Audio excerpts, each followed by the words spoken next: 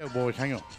And good evening, everybody, and welcome in to the Ed DePore Sports Complex. We have got a good one for you here tonight. It is the 2-1 Howard Huskies facing a crosstown rival team that they have never beaten in their existence as a school, and only one other Macon school has ever beat them, and that is the Westside Seminoles. But right now, as we get ready for the pregame show, let's go down to the sidelines and let's go to Jordan West, and he's got the head coach of the Howland Huskies down there, Paul Carroll. Jordan, go ahead.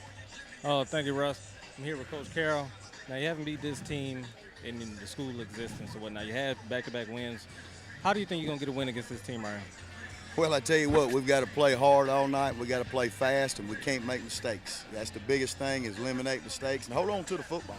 The biggest thing is we played them, for 9 years now, and you could say it's a rivalry, but really not a rivalry because we haven't won a ball game yet. And our goal tonight is to come out and win one. So what about the running attack? Last week, you ran up and down the field. Are we going to see anything different, or, you're going to keep on turning? We're going to do what we do. We're kind of old school with wing T.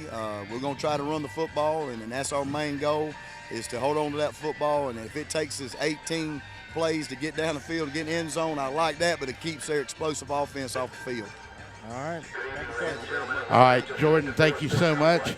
As we come back here now, as we're back up live in the studio. Good job by Jordan West on the sideline for us. Stick around. We'll have Coach Risper from Westside here shortly as we're waiting for them to come out of the locker room. Well, it's another Zoner's Pizza Gridiron Game of the Week here on DSBNSports.com. We're glad to have you with us. We've had these Huskies now on for about 3 times. I think this will be the 4th time of the season.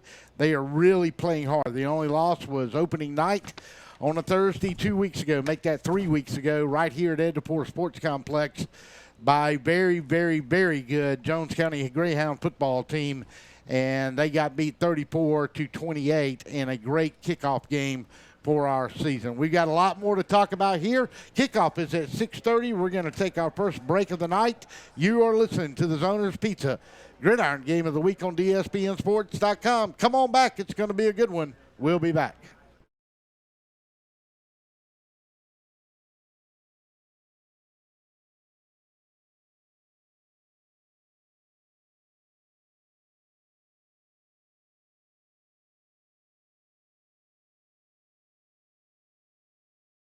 Miller, attorney at law.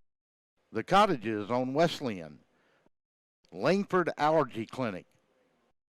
Crosby Roofing and Seamless Gutters. Macon Boots, your store for boots in Macon. Cherokee Brick and Tile.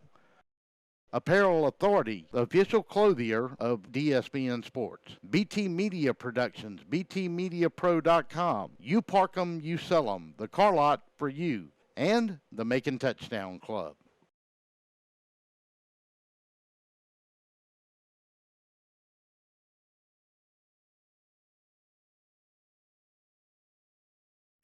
Oh my, what a pizza pie! Take one bite and you'll say it too. In fact, take one bite of anything they cook at Zoner's Pizza Joint and they've got you. You will immediately taste the difference because they make their dough daily. Use only the finest cheese and top quality meats. Zoner's even cuts their vegetables fresh daily. Combine all that on a crisp crust taste of a stone oven, and in between bites, you'll say, oh my, what a pizza pie! Zoner's Pizza Joint, Forsyth Road, Macon, and Houston Lake Road, Warner Robins.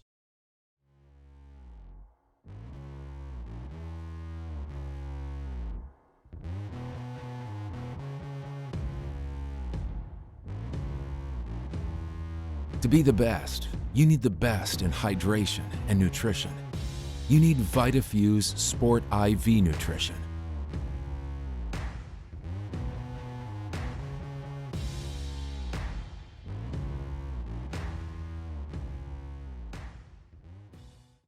How do you say, my attorney met with me personally? Thanks, Lester. Thanks, Lester. How do you say, I got the compensation I deserve? Thanks, Lester. Thanks, Lester. How do you say, I won my court case? Thanks, Lester. 谢谢 Lester. Thanks, Lester. You're a good man. I am Lester Miller, and I will get you the compensation you deserve. Thanks, Lester. He ain't afraid of no one. Joy Johnson at the Cottages on Westland, inviting you to come see our spacious assisted living suites. Each suite has its own kitchenette, private bathroom, separate bedroom, and living space. We provide meals, housekeeping and laundry services, personal care assistance, and a variety of daily activities. Come by and visit us soon. You'll see why our residents feel at home and why families trust their loved ones to us at the Cottages on Westland. Wheezing, itching, runny nose, and coughing. All these symptoms can be caused by allergies, which are very common in Middle Georgia. Airborne allergens can make it difficult to enjoy life around here, like tailgating or attending a ball game. Even that seasonal cold might be due to allergies. Give us a chance to fix that. It's what we do. With multiple locations in and around Macon, we help children and adults with allergies and asthma. We want to be your Middle Georgia allergy team. Macon Boots is the newest addition to Midtown Macon. With brands like Rocky, Ariete, Georgia Boots, and more, Macon Boots can help you find the boots you're looking for with unbeatable prices. Whether it's boots for work, everyday wear, or maybe boots are just your thing, we have a whole selection from America, Canada, and Australia. While you're here, make sure to check out our authentic belt buckles, handmade knives, genuine leather wallets, and much more that you can only find at Macon Boots. We fit Macon. Roofing is more than just a roofing company. It's a family-owned company with deep roots in Middle Georgia. So when the time comes for repairs or a new roof, you can trust your family's home to our family's commitment to quality. Quality you can look up to. Crosby Roofing. Do you want to win? Do you want to crush the competition? Do you really want it? To be the best, you need the best in nutrition. You need VitaFuse Sport. VitaFuse Sport provides IV hydration, vitamins, minerals, and amino acids for serious athletes. Our infusions are nearly 100% absorbed compared to only 20% of oral supplements. So whether you are trying to win a championship, set a new personal best, or just want to perform better and recover faster, VitaFuse Sport was developed for you.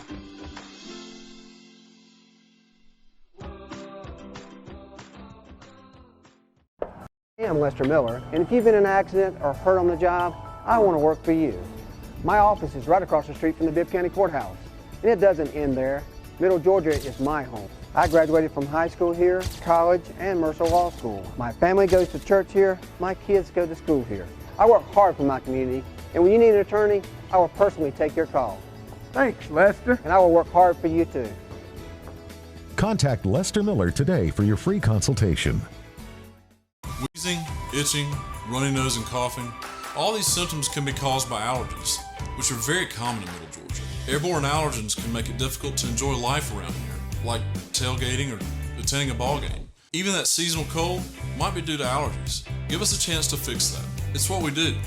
With multiple locations in and around Macon, we help children and adults with allergies and asthma. We've teamed with Mercer, and we'd be happy to team with you. Go Bears! You can tell everything you need to know about a man by the boots he wears. They tell his story. They let you know he works hard and plays hard. Macon Boots at 3182 Vineville Avenue carries Georgia Boot, Redback, Rocky, Durango, and more. From safety toe, chemical proof, waterproof, and snake proof to hunting, casual, and western, Macon Boots delivers only the highest quality in boots, belts, wallets, and hats to help tell any man's story. Open Monday through Saturday from 9 to 6. Follow Macon Boots on Facebook and at maconboots.com. Macon Boots. We fit Macon.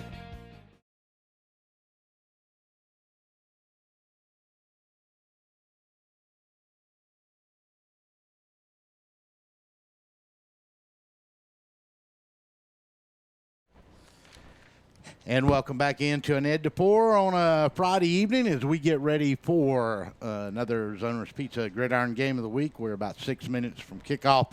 We'll bring Jordan West back in here and part of this discussion here right now in just a second.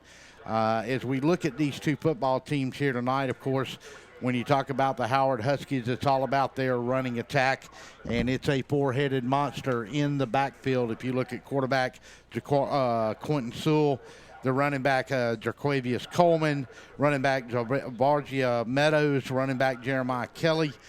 These guys, Jordan, have put up a lot of numbers this year. You've got Meadows and Kelly already with over 350 yards rushing apiece. Meadows last week took most of the load after Kelly went out with a sprain on his ankle. And Meadows rushed 13 times for 237 yards and 3 touchdowns. They have been quite proficient running the football this year. Yeah, I think running the football has been their strongest ability. Passing, not so much. I think they need to stick with what works. You know, if it ain't fixed, you know, if it ain't broke, don't fix it. That's right. And it's not like they can't throw, but, I mean, why throw it if you don't have to, as you said? Yeah, you're right. And then, you know, offensively on the defensive side, they've been playing pretty good. You got Shelton on the ends. You got the nice linebacking core that's been getting after it. I think this is going to be a good game right here. All right, so we look on the other side for the Westside Seminoles. Much more balanced attack with their quarterback, Victor Dixon. He's had a very good start to the year. But they also, too, Jordan, can run the football as well with Tashawn Freeman in the big man, and he is a lot of fun to watch run the football. Yeah, the steamroller, the bulldozer, you know, them guys, them DBs, the small DBs out here, and they nipping at his heels. Well, I'll tell you, we watched in the Jones County game earlier this year. I mean, he came through not the Jones County, the Southwest game. He got through the line a couple of times. And he took some of their big old linemen for a ride. So, I mean, you certainly don't want to be a second-level guy having to stare him down face to face. Yeah, the game plan for him should be gang tackling. You know, everybody got to get their head on him. Yeah, a guy like that, well, you won't keep your head very long. So you certainly want to keep him, down low if you're going to tackle him at all. Their quarterback, Victor Dixon, he's got 4 really good wide receivers to throw it to. Summerin Farrar, Landon Emery, who's had a great start to the year, Jalen Barden, and Scooter Risper. All 4 of those guys can go get the football. Yeah, I like their spread attack. I like their spread option attack right there. Keeps the field nice, wide open, especially for Freeman. You know, it develops a lot of holes there, so, you know, you can get up and down the field. Well, if they try to stack the box and just go after the big man, Victor Dixon can certainly hurt him deep. And he's got a very strong arm. He's just a junior. He's been in the system 2 years. He basically got about half the starts his freshman year. So, Jordan, you know, when you got a guy that's been in your system that long, you got a lot of confidence in him. Yeah, and also Howard's secondary, they're not as strong as the front seven, so I think that'll be a disadvantage to him. Well, it's going to be a fun one as the captains make their way to the field. We'll take a break and we'll try to get the coin toss with you. We'll take a 30-second timeout, and we'll get the coin toss in just a second. We'll be back after this timeout.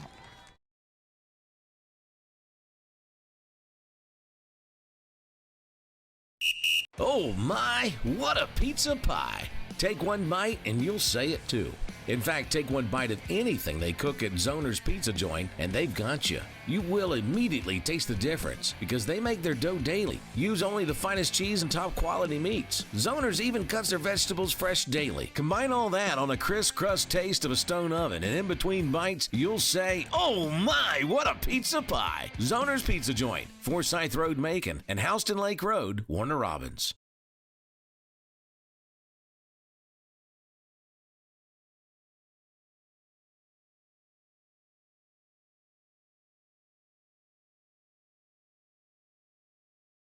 So let's respect each other during the game, okay? If you make a great play, let's get up and go ahead and just move back to the huddle and go from there, okay? It looks great on Saturdays and Sundays on TV, but we can't do it. We'll go down to the sideline for the coin toss. I'm going to call you guys up, give you your options. If you're not 100% sure, we'll look at your coach and get what he wants from there, okay? Last thing, guys, is under sportsmanship. There's some special words out there, okay? Y'all know what those words are. You probably know more than I do. I can't keep you in the game if you say one of those words, all right? Because you're going to offend somebody, all right? Any questions on that? Okay. Scooter, right? Yes, sir. Okay. That is a head. That is a tail. Aiden, that's a tail. That's a head. Call it for me now. Heads. He called. He called heads. Okay, he called heads. Here we go. It is heads. You won. You won the football, correct? Yes, sir. Okay, and you want to kick from the clock, right? Okay. White over here, gray over here. Guys, I'm going to give the signal. Let us shake hands one more time and come out and play football. Guys, white over here. Come on, guys. All right, and that was Westside has won the toss. As we come back up top, the captains for tonight were number 1, Aiden Stewart, Number 7, Bradley Nichols. Number 31, Javon Williams. And number 76, Braxton Wise. For the Seminoles, it was number 12, Scooter Risper. Number 15, Tyshawn Freeman. Number 25, Landon Emery. And number 67, Jay-Sean Booker. So we'll get ready for kickoff. 50 seconds away, one quick 30-second timeout, and we'll kick it off from Ed to 4. It's the Zoners Pizza Gridiron Game of the Week on DSPN. We'll be back.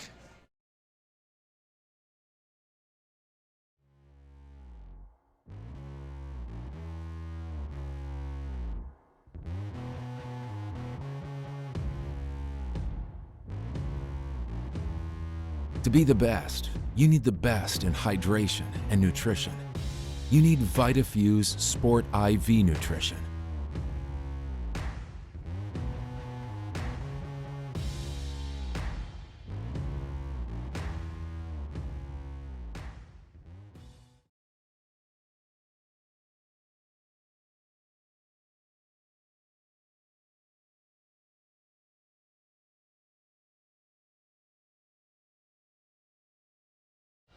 Welcome back to the Ed DeFore Sports Complex. Russell Deese, Jordan West down on the sideline. Brandon Thompson of BT Media Productions, btmediapro.com is here. And we're waiting for Jordan to see if he can get Coach Risper real quick on the sidelines. And we'll wait for him to see if we can get his interview. And let's go down to Jordan with Coach Spoons right now. Here with Coach Spoons. Got a nice offense. Got a big running back. How are you gonna get this win out here? Well, we're just gonna play Westside type of football. You know, limit mistakes, just play hard and try to get them to get behind the chains a little bit and make sure that we stay in front of the chains. Okay. I heard you say mistakes a couple weeks ago. It was a flag fest out here. How do you clean that up there? Way too many flags. We got better with that. You know, early in the season, you're going to have that high school kids. You're going to have that. So hopefully we won't get a lot of flags thrown tonight. Thank you, Coach. All right, thanks. All right, Jordan, thank you. It is a raucous crowd. It is still trying to flow into Ed DeFore Stadium here tonight. Howard is the home team, even though this historically has been the home of the Seminoles. And back deep for the Seminoles to receive this kick will be number 10, and that's Jalen Barden. And number 85 will kick it off for the Seminoles, and that is Juan Cardenas. Well, we're about ready to get underway. A little overcast clouds coming in. We've had sunshine. Huskies all in gray with the crimson numbers and the matte black helmets and the chrome emblems. Noles all in white, trimmed in garnet and gold. And they'll take it deep around the 6-yard line and bring it back this way. Runner cuts it back in. And I believe, let's see who that was on the return. And I believe that was Landon Emery, if I'm correct. Yes, it was Landon Emery, number 25. So they'll start out in the backfield for the Westside Seminoles tonight. Victor Dixon, Tashawn Freeman. We'll also see Khalil McBride, Jalen Barden will be wide out, Landon Emery, Simmerin Farrar, and Scooter Risper. And we'll see which way they go to start. Landon Emery will be to that far side. They'll go Barden and Risper, and they'll come out in a really strange formation, and Victor Dixon will have a center in the middle with Big Freeman as the lone setback. Now he's switching from his left to right. So Westside comes out immediately, going to throw out in the flat to Landon Emery, and he is not going to fool anybody, and he is going to have a big 6-yard loss from the 29 back to the 23. And in there on the tackle that time was number 6, I believe, and that was not number 6. About a 6-yard loss. But that was Dre Shelton on the tackle, number 2. So loss of about 6 on the play. We'll call it 2nd and 16 Victor Dixon will take, and he's going to leave it with Freeman, the big man, and he's not going to go very far. And one of the first ones in there was number 60, and that was Keanu Blash on the tackle for the Howard. So a loss of 1. It's going to bring up a 3rd and 16 as he goes back from the 24 to the 23. Victor Dixon will get his play from the sideline, and the Noles are not used to being on this far side facing the sun here at Ed DePore Sports Complex. Scooter Risper will come out to this side. Landon Emery will be split to the far side. They'll go slots to either side. Dixon's going to throw it too high, and he was going out there that time for number 10, and that was Barden, and that's going to bring up a 4th down and 16. And so the Seminoles will have to kick it away. And back deep will be number 27, and that will be Javarzia Meadows. And we've got a flag, and I'm not sure what the flag is here. Let's check, and it came from the back judge way back here. And let's see.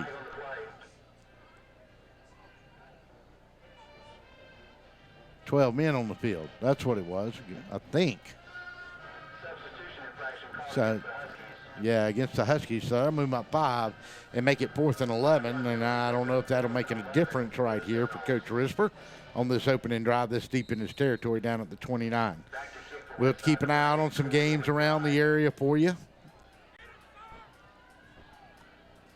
Northeast is down at Manchester. Man comes off the corner, and it's a poor kick, and it's going to go straight up in the air, and it's going to go off the man's foot, and let's see where they knock it out. That was Khalil McBride on the kicking duties, and let's see where they mark it out. They're going to give it at the Seminoles 41-yard line, and it'll be 1st down and 10 for the Huskies. So the 2-1 Howard Huskies go to work. Their only loss this season right here at Ed DePore 3 weeks ago on DSBN Sports to number 5 in 5A Jones County, 34-26, and it was a war. Howard has been in existence now 9 years. This is their 9th year. They have never beat the Westside Seminoles. Like they say, change is always good. Change is always good, Jordan. That's right. It's going to be an important opening possession for them right here. Yes, sir. Quentin Sewell comes out in a shotgun. Meadows will be his lone setback.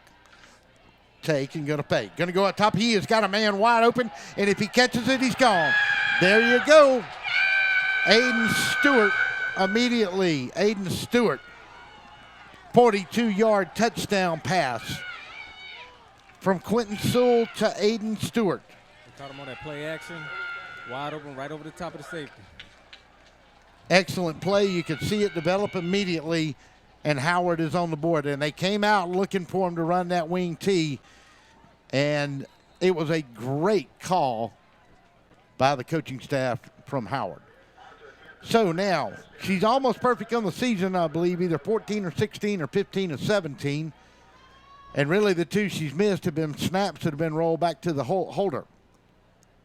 Elizabeth Rodenroth, high snap, gets it down, kick is up, kick is good. Timeout on the field. Howard Husky 7, Westside 0. You're listening to the Zoners Pizza Game of the Week on DSBN. We'll be back. Oh my, what a pizza pie. Take one bite and you'll say it too. In fact, take one bite of anything they cook at Zoner's Pizza Joint and they've got you. You will immediately taste the difference because they make their dough daily. Use only the finest cheese and top quality meats. Zoner's even cuts their vegetables fresh daily. Combine all that on a crisp crust taste of a stone oven, and in between bites, you'll say, oh my, what a pizza pie. Zoner's Pizza Joint, Forsyth Road, Macon, and Houston Lake Road, Warner Robins.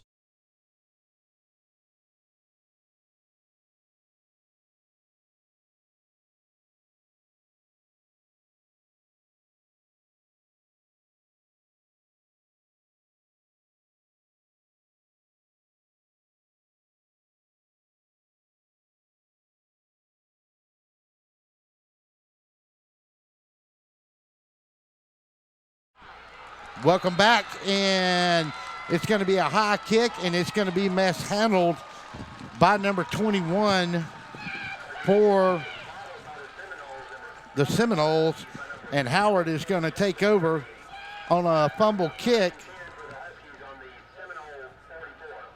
And it's going to be first down for the Howard Huskies at the Seminoles 44.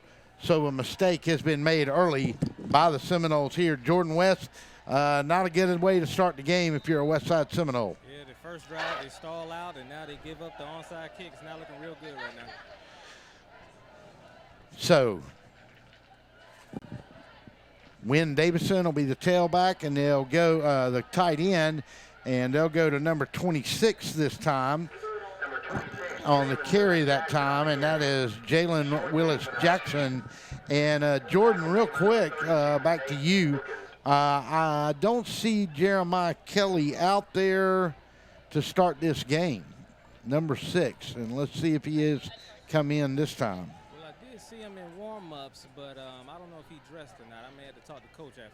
Yeah, Coleman is back there going to fake, and Quentin Sewell's going to throw out in the flat, and miscommunication between him and his quarterback and his wideout, and that's going to fall incomplete, and it's going to bring a third down. It looked like it could have been a pass interference call in there, but the ball was short.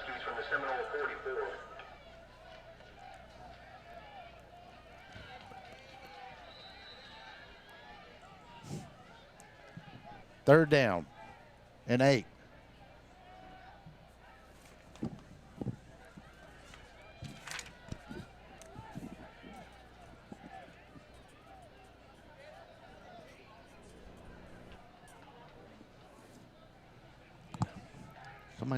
Somebody's going to sit there. Try to go long down that far side.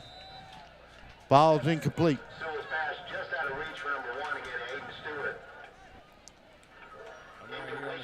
That ball went right through his hands.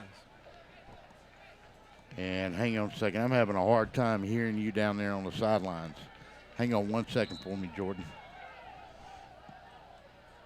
And that's going to bring up a punt situation for the Huskies.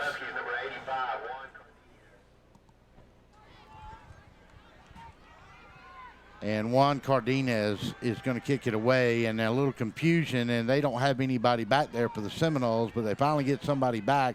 Ball's going to land on about the 19 and take a little bit of a Howard roll. They're down it right there on the 18, maybe the 17, and that's where they'll set up shop. First down and 10. So they'll take over first down and 10 for their second possession of the night. Victor Dixon, Tyshawn Freeman will be in the backfield. As we said, Risper, Farrar, Barden, and Emery will be your wideouts. You'll also see Khalil McBride in tonight in their rotation.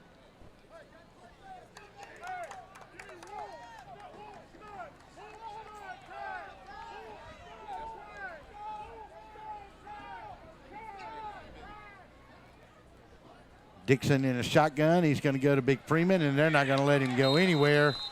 And the first one in there was number 47, I believe, for maybe 43. C.J. Grimsley was one of them in there, along with Jordan Odom. Lorenzo Hargrove also in there on the play.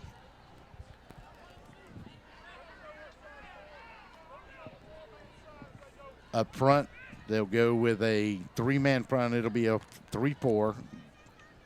Jordan, Blash, and Nichols up front. Dixon will come out this time with a single setback, and this time he'll go to a second running back who's in the game for the first time tonight, number 4 in there for the Seminoles.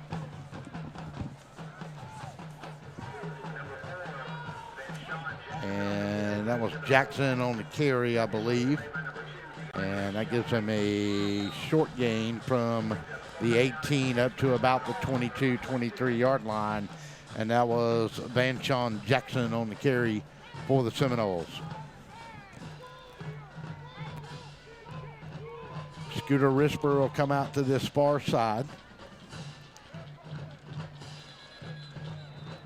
And we've got a false start, and that's going to go against the Seminoles. 5 yards will back it up. Across the front, the Seminoles will go on offense.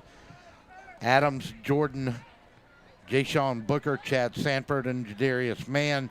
Quarterback will be Victor Dixon. Running back will be Tyshawn Freeman.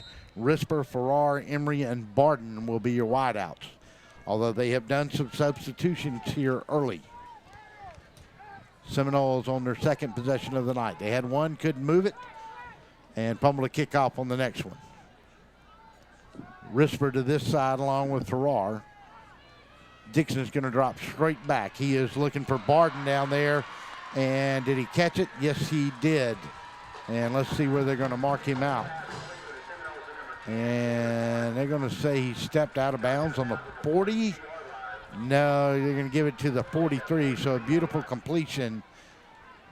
The ball will go all the way down to the 43-yard line. Dixon completes it to Jalen Barton. First down and 10. Risper will come to this near side, Emery to the far side. Run a tight end this time, go to big Tyshawn Freeman, and the big one's going to roll forward, and he's going to pick up 11 big yards, make it 10 and a first down, and Tyshawn Freeman is on his way. Let's go down to Jordan on the sideline, and Jordan, he's a load if he starts getting on track, and you have to back your linebackers out into pass coverage, and that's going to be the danger they've got here tonight. Yes, sir. Like I said, game tackling is going to be a big key to getting him down. We just seen the DB try to go after his ankles, and that's not going to do it. You know, you need at least 3-4 guys coming after him. Dixon in a shotgun, and we've got movement again. Let's see who jumped off sides here. I believe that's going to be, is that going to go against Howard, or are they going to say that, and Westside moved on the play. That'll back them up 5. Penalties have been a problem early in this season for these Seminoles. 6:52 to go here in the first period. 7-0 is your score. Westside with their second possession. They had it once. They went backwards, had to punt it on fourth down. Immediately, first play from scrimmage, Howard threw a touchdown pass of 42 yards, and that's how they got on the board, and then fumbled the kickoff back, but they were able to hold him that time. Go to number 4, and this is Van Sean Jackson, and he's going to run down. He's going to step out along the 21-yard line, and he's going to pick up 11.5 big yards, make it 16.5 big yards, and that's enough for the first down. And it'll be first down for the Seminoles as they'll look inside the red zone for the first time tonight along the 22-yard line. First down and 10. Dixon brings them up to the line. Barden will go to that far side. Risper will be now switch with him, and he'll send him to the other side. Tight end this side, and they'll have a slight back with an H-back on the play. Take and go to big man Tyshawn Freeman. He'll step in from the 22. He'll push him all the way down to the 16. That's a 7-yard, make it a 6-yard pickup. Bring up a second down and 4.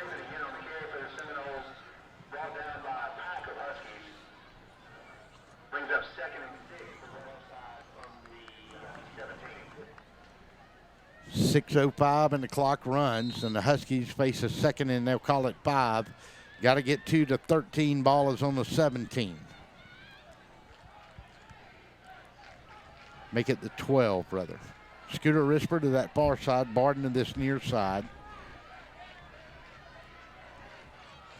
Tyshawn Freeman will be the lone setback. Shotgun snap. Drops. Got time. Going to throw a fade in the corner. Huskies going to look at it for an interception and not get there in time. Ball incomplete. Be a 3rd and 6.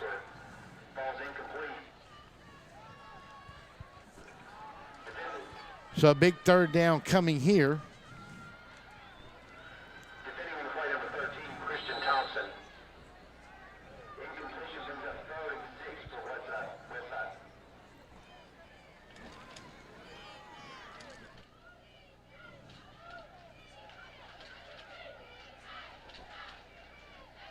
Come to the line. Near side will go Barden. Far side will go Risper. They'll have in an H-back Farrar. And now they'll split Freeman out of the backfield and they'll go empty. Sent Barden in motion and they'll run a little jet sweep with him. They'll get a hold out here, it looks like, unless somebody got a hand on a face mask. And he's going to fall in just short of the first down, about the 15, had to get to the 12. And I think that might be, let's see what we're going to get on the call here. I'm not for sure. It's behind the line of scrimmage, so let's see. And it may go against the Seminoles, and that's exactly what's going to happen. And I think somebody hooked somebody in an arm, and that's holding, and that's exactly what it is. Westside has to clean up those mistakes there. Yeah, they got to cut out some of the mistakes early here. It's hurting them.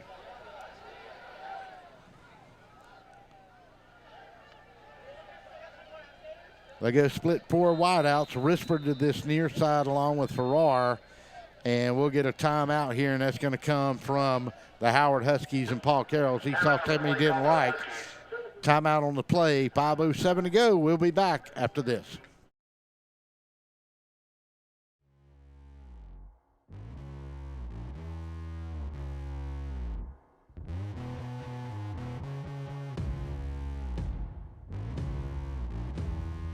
To be the best, you need the best in hydration and nutrition. You need VitaFuse Sport IV Nutrition.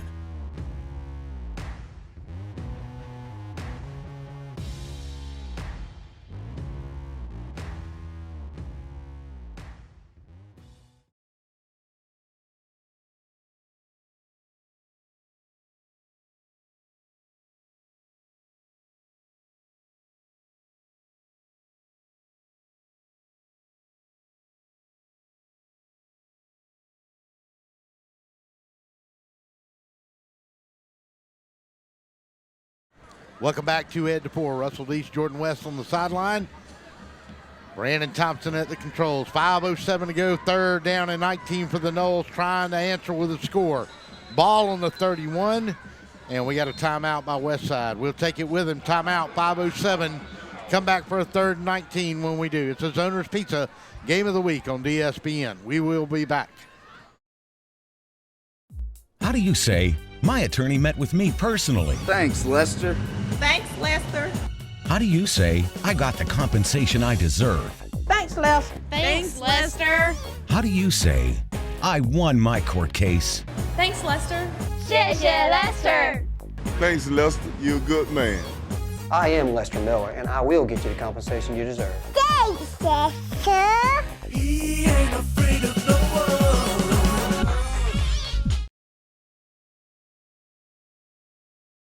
Crosby Roofing is more than just a roofing company. It's a family-owned company with deep roots in Middle Georgia. So when the time comes for repairs or a new roof, you can trust your family's home to our family's commitment to quality. Quality you can look up to. Crosby Roofing. Welcome back to Ed DePore on a 3rd down and 19. We'll go to Jordan West after this play because it's a big one for the Westside Seminoles, trailing 7-0 at home. Update from Michael Lau at Central Georgia Sports Report. Mary Person 17, 11-0 early. Came on and they're going to throw it in the middle. Got a little middle screen going. Broke one tackle, broke another. Won't be enough for a 1st down. And he is spun down that time on the play by number 32 for the Huskies. And that was Kerry Jones.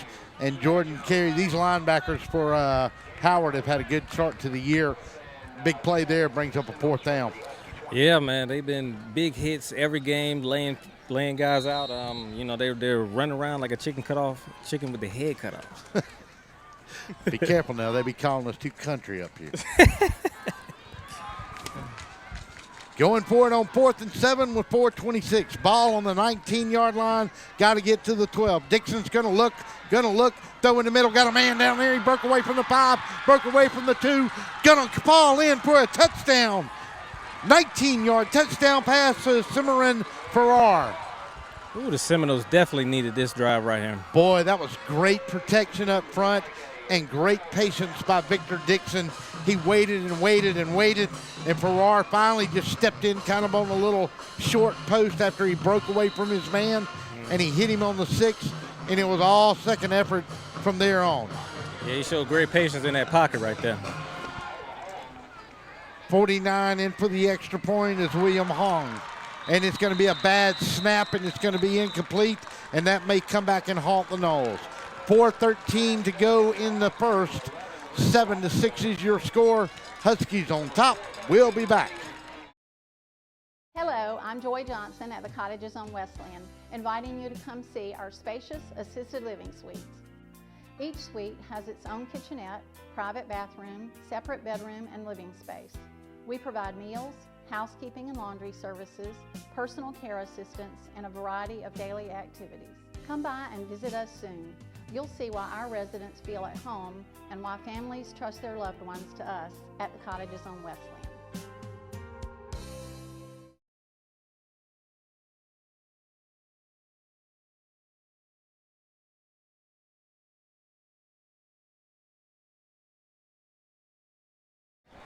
Welcome back to Ed to 4:13. It was a 19-yard strike from Victor Dixon to Simmerin Farrar. And finally, the Seminoles are on the board, but the extra point was a bad snap, and they still trail by 1.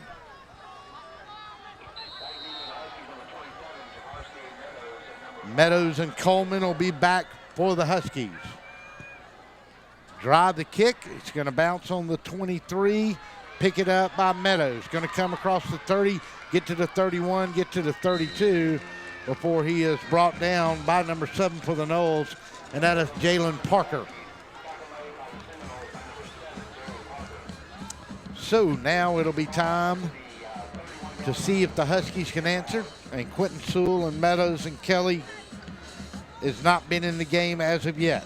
Coleman has been in there. And it has been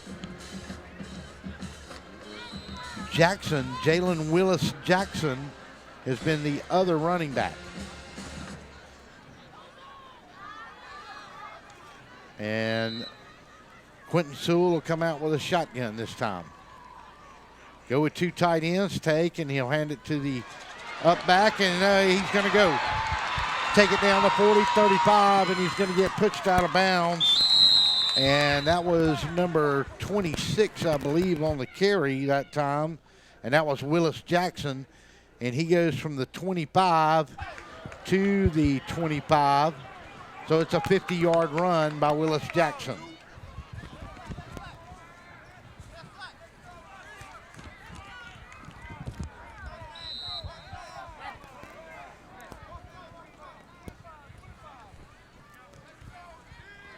Quentin Sewell under center. Take and going to give this time, I believe that's Coleman.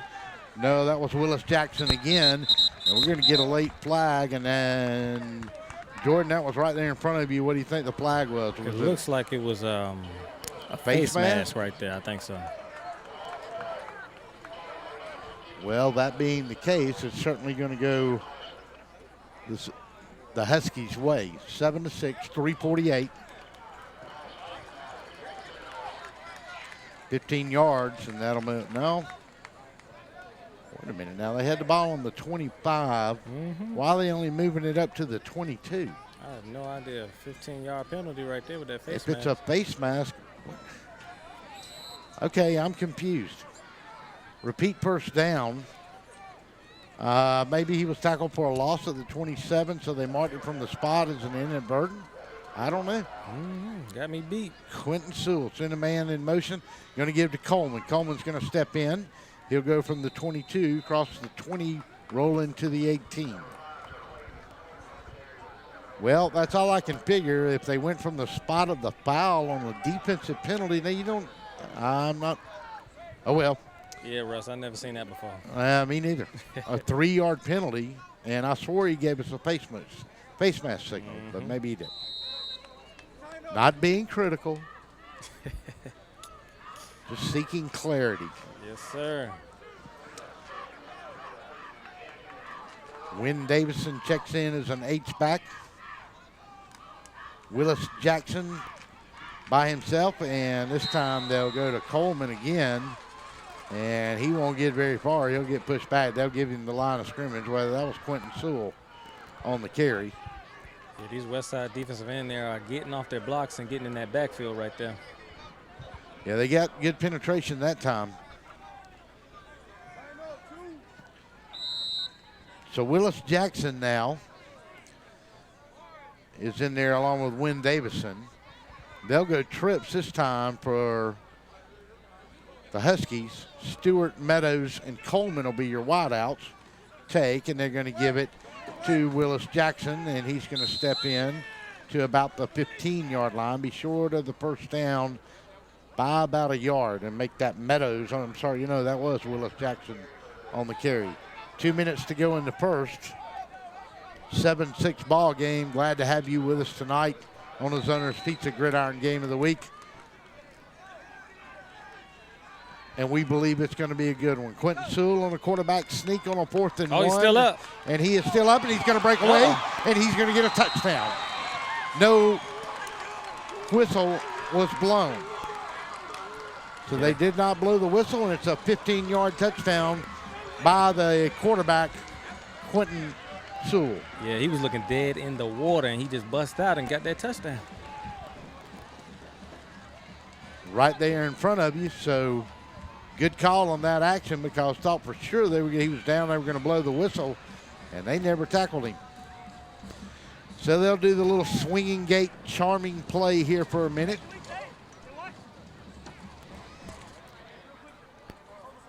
And let's see what they opt to do. Will they bring in Elizabeth Rodenroth? And we got a timeout.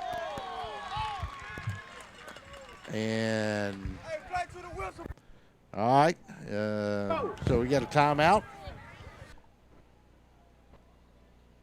Wait a minute now, what are we doing now?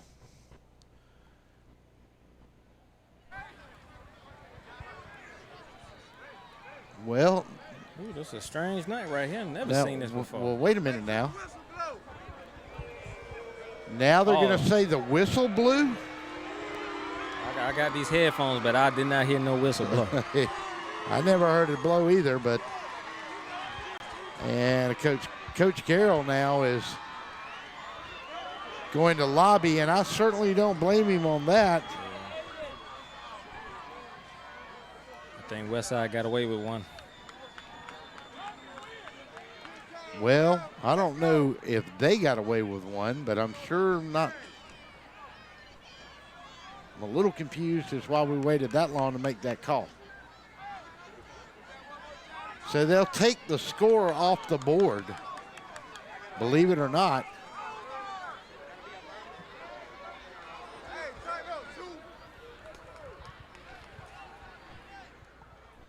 And let's see, they're going to mark it at the 15 and make it 1st and 10.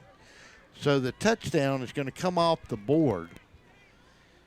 And now the Huskies got it 1st down and 10 at the 15-yard line. Quentin Sewell under center is going to leave it with the first man through, and he's not going to get much. He's going to get to the line of scrimmage if he's lucky. And I think that was Meadows on the carry, make that, or was that Willis Jackson? I believe that was Jackson on the carry. Actually, that was Coleman, number 5. 5, Coleman, okay.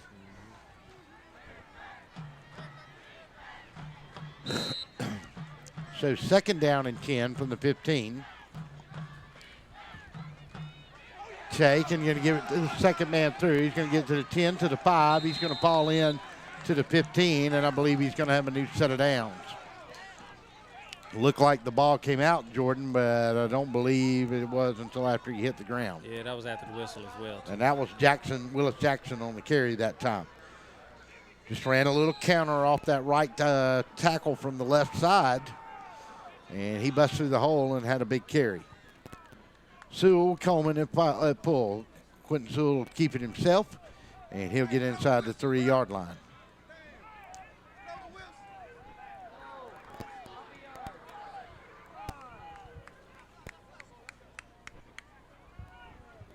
Move it to the 4-yard line, actually.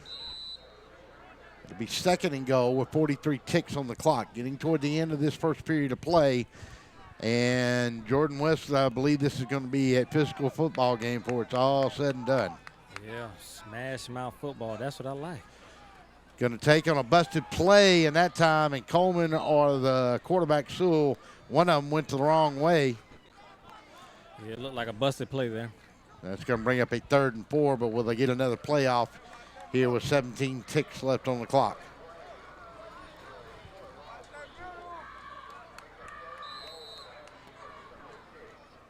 And we're going to go to the end of the first period of play. Timeout on the field. When we come back, it'll be 3rd and goal from the 6-yard line for the Howard Huskies. 7-6, we go to the second.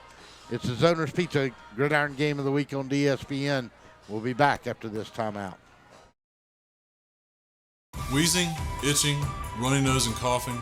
All these symptoms can be caused by allergies, which are very common in Middle Georgia. Airborne allergens can make it difficult to enjoy life around here, like tailgating or attending a ball game. Even that seasonal cold might be due to allergies. Give us a chance to fix that. It's what we do. With multiple locations in and around Macon, we help children and adults with allergies and asthma. We want to be your Middle Georgia allergy team.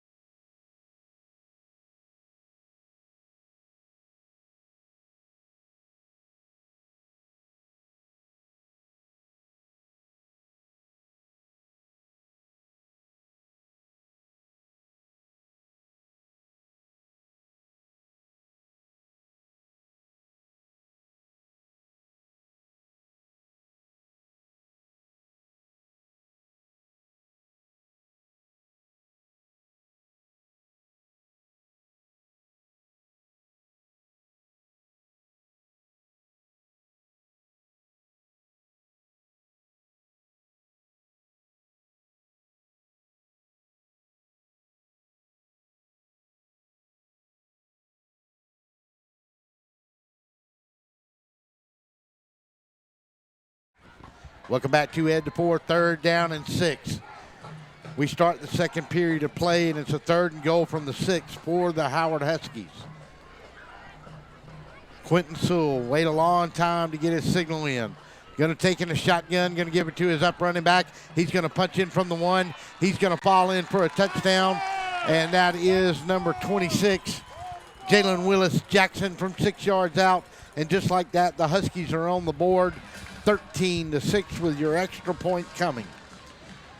Well, Jordan, it took a while and a lot of consternation to get that one done, but they finally got the touchdown in. It was good power running football, and Elizabeth Rodenroth will come on for her extra point. Yeah, like Coach Carroll said, they're going to keep running the ball, Snap, a little high, touches down, kick is up, kick is good. Timeout on the field. Huskies lead it 14-6. We'll be back from the Ed in just a minute. 11:56 to go in the second. Macon Boots is the newest addition to Midtown Macon. With brands like Rocky, Ariete, Georgia Boots, and more, Macon Boots can help you find the boots you're looking for with unbeatable prices. Whether it's boots for work, everyday wear, or maybe boots are just your thing, we have a whole selection from America, Canada, and Australia.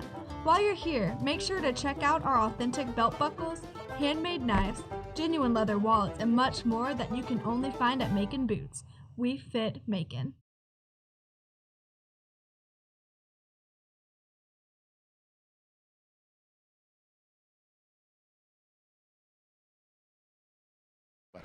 Welcome back to Ed DePore Sports Complex. Russell Deese, Jordan West on the sideline. Quickly to Jordan on the sideline. The Huskies answered with a score. It took a little while to get there, but now the onus goes back on Westside's offense to get to answer here. Yeah, Howard does what they do best, running the ball up the gut. And I don't think Westside, they can't go point for point for them, especially when you're getting your extra points blocked there. So they'll kick it out of bounds, try to go with a little bit of a pooch kick. Let's see where they'll mark it. And yeah,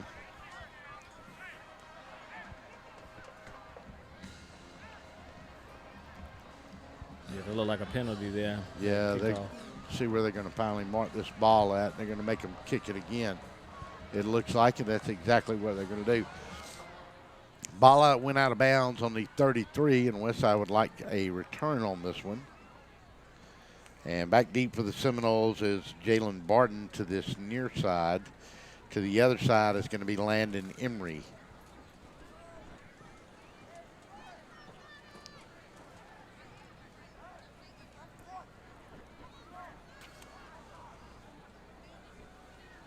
Juan Cardenas doing the kickoff duties for the Huskies, and they'll back them up to the 35 and make them kick it again. And now have they changed their mind again? And okay, I guess Westside's going to take it on the 38. So we'll keep it right here. Living in a strange universe here in about the last 15 minutes, Jordan. I'm telling you, it's a little different. But we'll endeavor to persevere. We in the twilight zone right here. Weird things are happening. So the Noles will set up shop, and they'll have it 1st and 10 in good field position on their own 38 after procedure on the kickoff.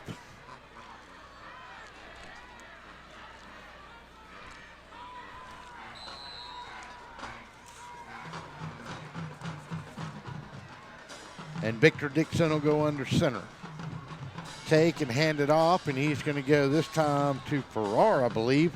No, that was Van Sean Jackson on the carry, number 4. And he's going to go from the 38, go to the 42, pick up a 4 yards on the play. It'll bring up a 2nd down and 6 as the clock sits at 11:35 to go in the second period in this first half. 14-6 is your score. Glad to have you with us tonight. Don't forget, Monday night, kickoff with the Macon Touchdown Club. 73rd season. Dixon under center, going to fake to Freeman. Going to run a fly pattern down that far near sideline. They'll go up and battle for it, and there will be no flag. And back for the Huskies was number 3 in coverage, and that was Jarvis Martin. And I tell you what, Jordan, that was pretty good coverage. He had him all the way, step for step. Yep, he had a nice back pedal, then he turned his head. Most DBs do not turn their head when the ball is up in the air. He did a good job right there. So it'll bring up a 3rd down and 6. Ball rests on the 42. Noles trying to answer. Huskies have scored on a 6-yard plunge.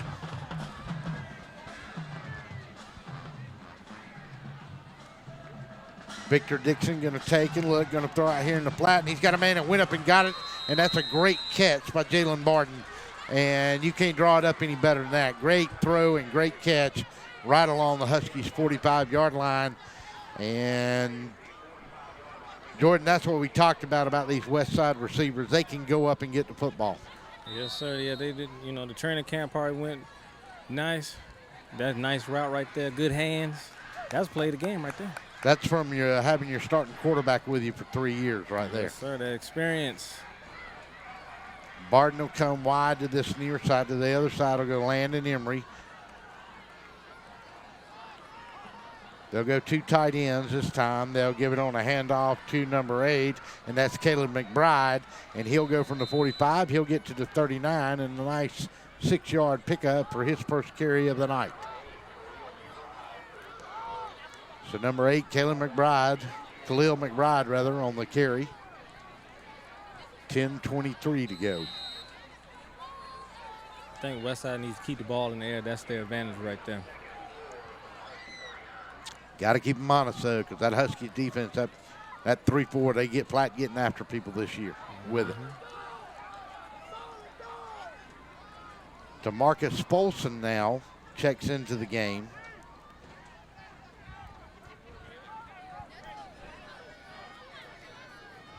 Dixon going to throw out to Landon Emery. He's got him on a beautiful little route, almost like a wheel route out of there from his outside position to the 31. And that was just good route running right there. He pushed the DB back, the coverage man off of him, who was respecting that speed, and he just came back inside, and the ball was waiting on him. Once again, good throw by Victor Dixon to anticipate the route of his receiver and get it to him and pick up a new set of downs at the 9:40 mark of the second period. Yeah, that was a nice route, nice out route. Feel like a 5 and out right there. Good hands. He was trying to get that yak there, but he got took down right there. Scooter Risper breaks to the far side, Barton to this near side. Single setback now to go with the big boy. He'll go across the 30, 25, 20, 15, 10, 5. He is gone. He is gone. He is gone. Tyshawn Freeman, 31 yards, and it's a 2-point ball game. And the big man finally got on track, Jordan. Ooh, the bulldozer. Like I told you. He is tough to break down if he gets into your secondary. You need 3 to 4 guys on him. That's what the instruction manual tells you. Yeah, good luck with that. William Hung in for the extra point. Snap, touch, they're going to fake it, and somebody didn't pay attention, and now the holder's going to get away from one and going to throw it to a man in the end zone, incomplete. Now they're going to get a pass interference. It's looking like a pass interference right here. Yeah. Yeah, he was all over him. He didn't even turn his back right there. And let's see, the coaches from Howard are yelling about something. They're going to say he tipped the ball, or they were saying that their DB didn't touch, but from my seat right here, he was all over him.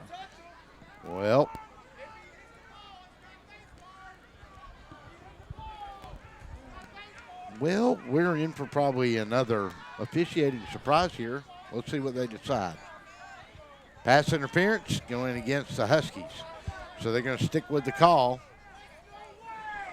And that's going to move it after a botched attempt. Well, I say that. I don't know if he just said the guy that was coming off on the route just didn't get held up at the line by the Huskies. And it didn't work. And let's see, they're looking for a football here. And Coach Risper throws it in. Coach Spoon with the arm there.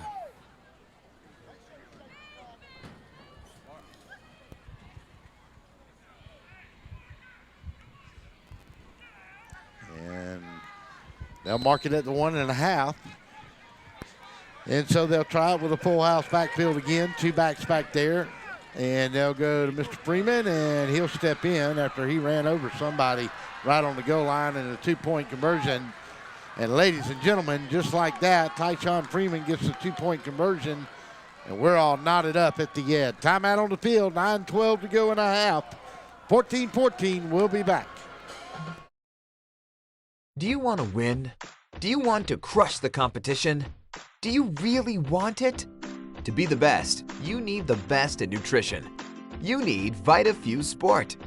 VitaFuse Sport provides IV hydration, vitamins, minerals, and amino acids for serious athletes. Our infusions are nearly 100% absorbed compared to only 20% of oral supplements. So whether you are trying to win a championship, set a new personal best, or just want to perform better and recover faster, VitaFuse Sport was developed for you.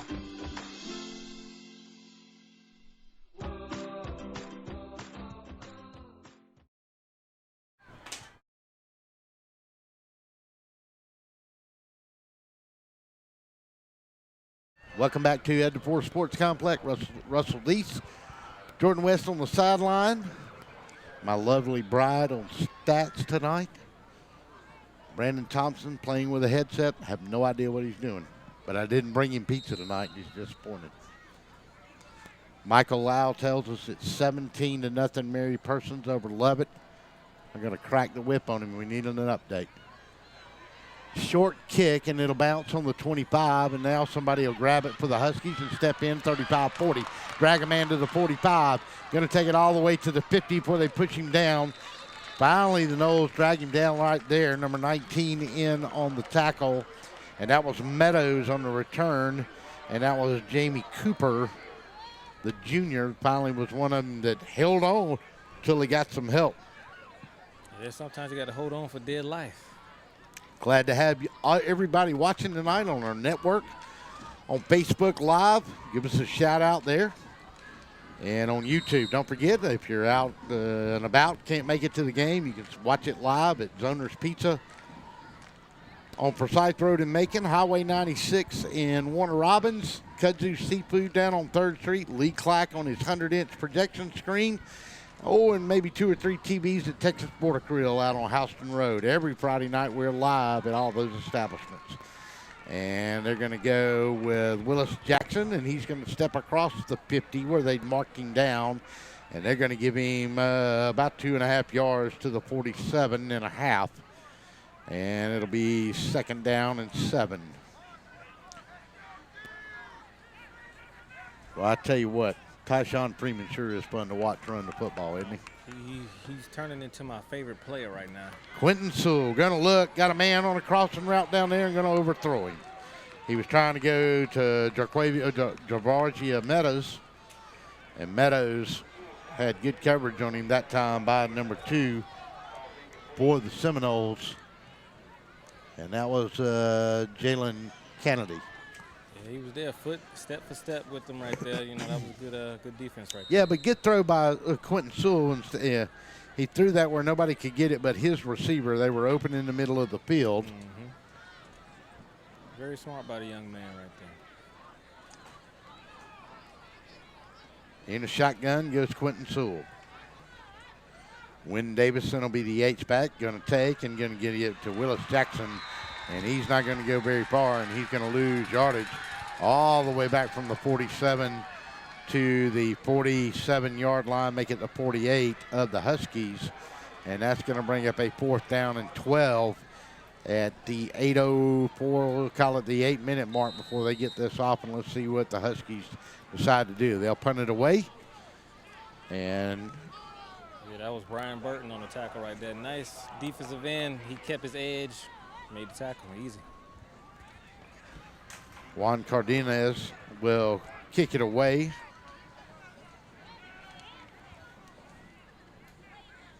Snap, and it'll be a high kick. And the Seminoles will let it go to about the 21. And it'll bounce right there. It'll be 1st down and 10. Jalen Barton was the lone back there to receive that one.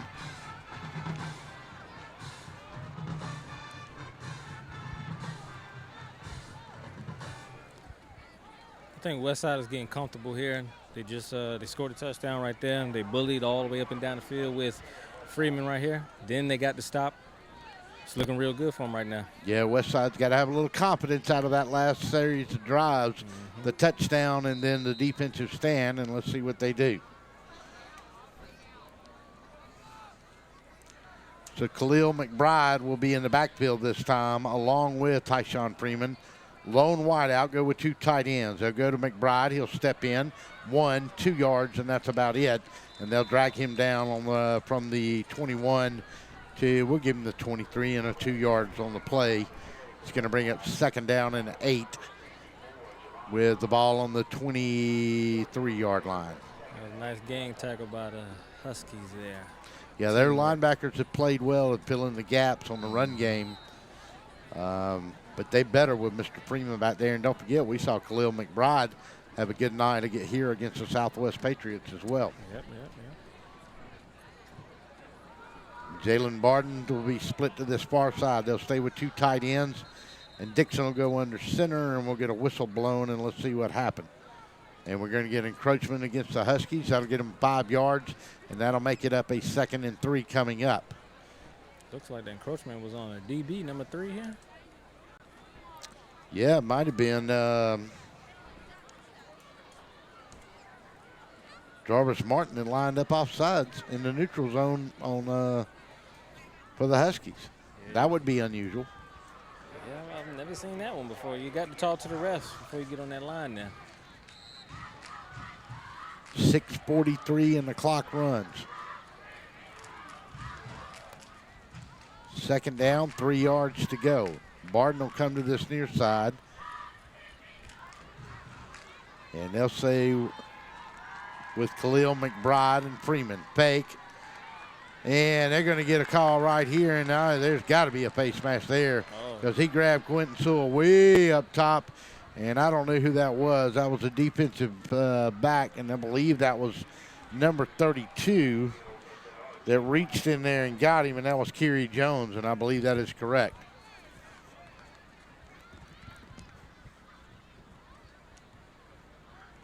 So it'll be 15 more big yards and opportunistic yards for the Seminoles, and that's going to bring it all the way out to, let's see where they mark it at 38, I believe. 37-yard line. 37-yard line. Yeah, and there wasn't no doubt about that penalty. Yeah, he slung him down. That was an easy call right there. Barton to this near side this time. Freeman and McBride. Dixon under center. Go to McBride. He'll step in, go from the 37, get out to the 42, and that'll be a 5-yard pickup. Number 32 was in there that time on the tackle. One of them was Kerry Jones again.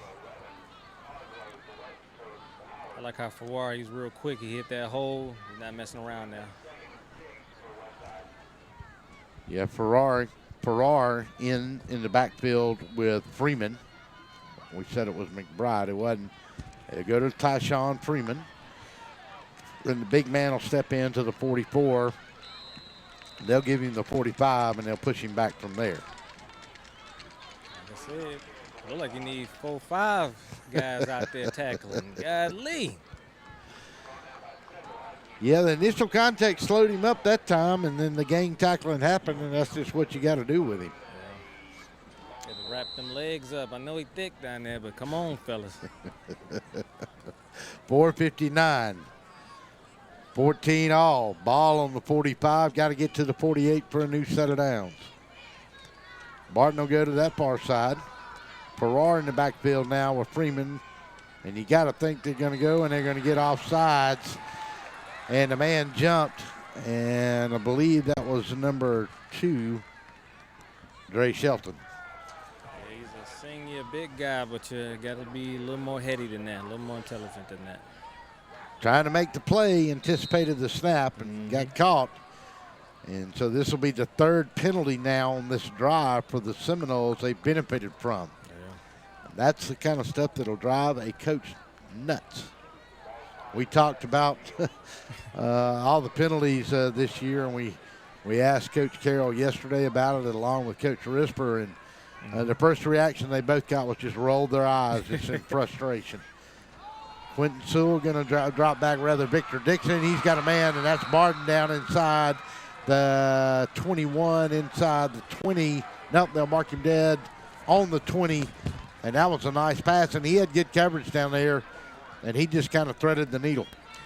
Yeah, Victor Dixon, he got behind the DB right there, got behind the defense, and easy pitch and catch. But let's talk about this line here. They are doing a great job giving him 3 to 4 seconds to pass that ball so he can look through his options. Yeah, and he does a good job of not just sticking with his original option. And it's paying off. Landon Emery to this side in the backfield, and they'll go to Farrar, I believe that is. And he'll step in, and he'll get to the 19-yard line, pick up a 1 on the play.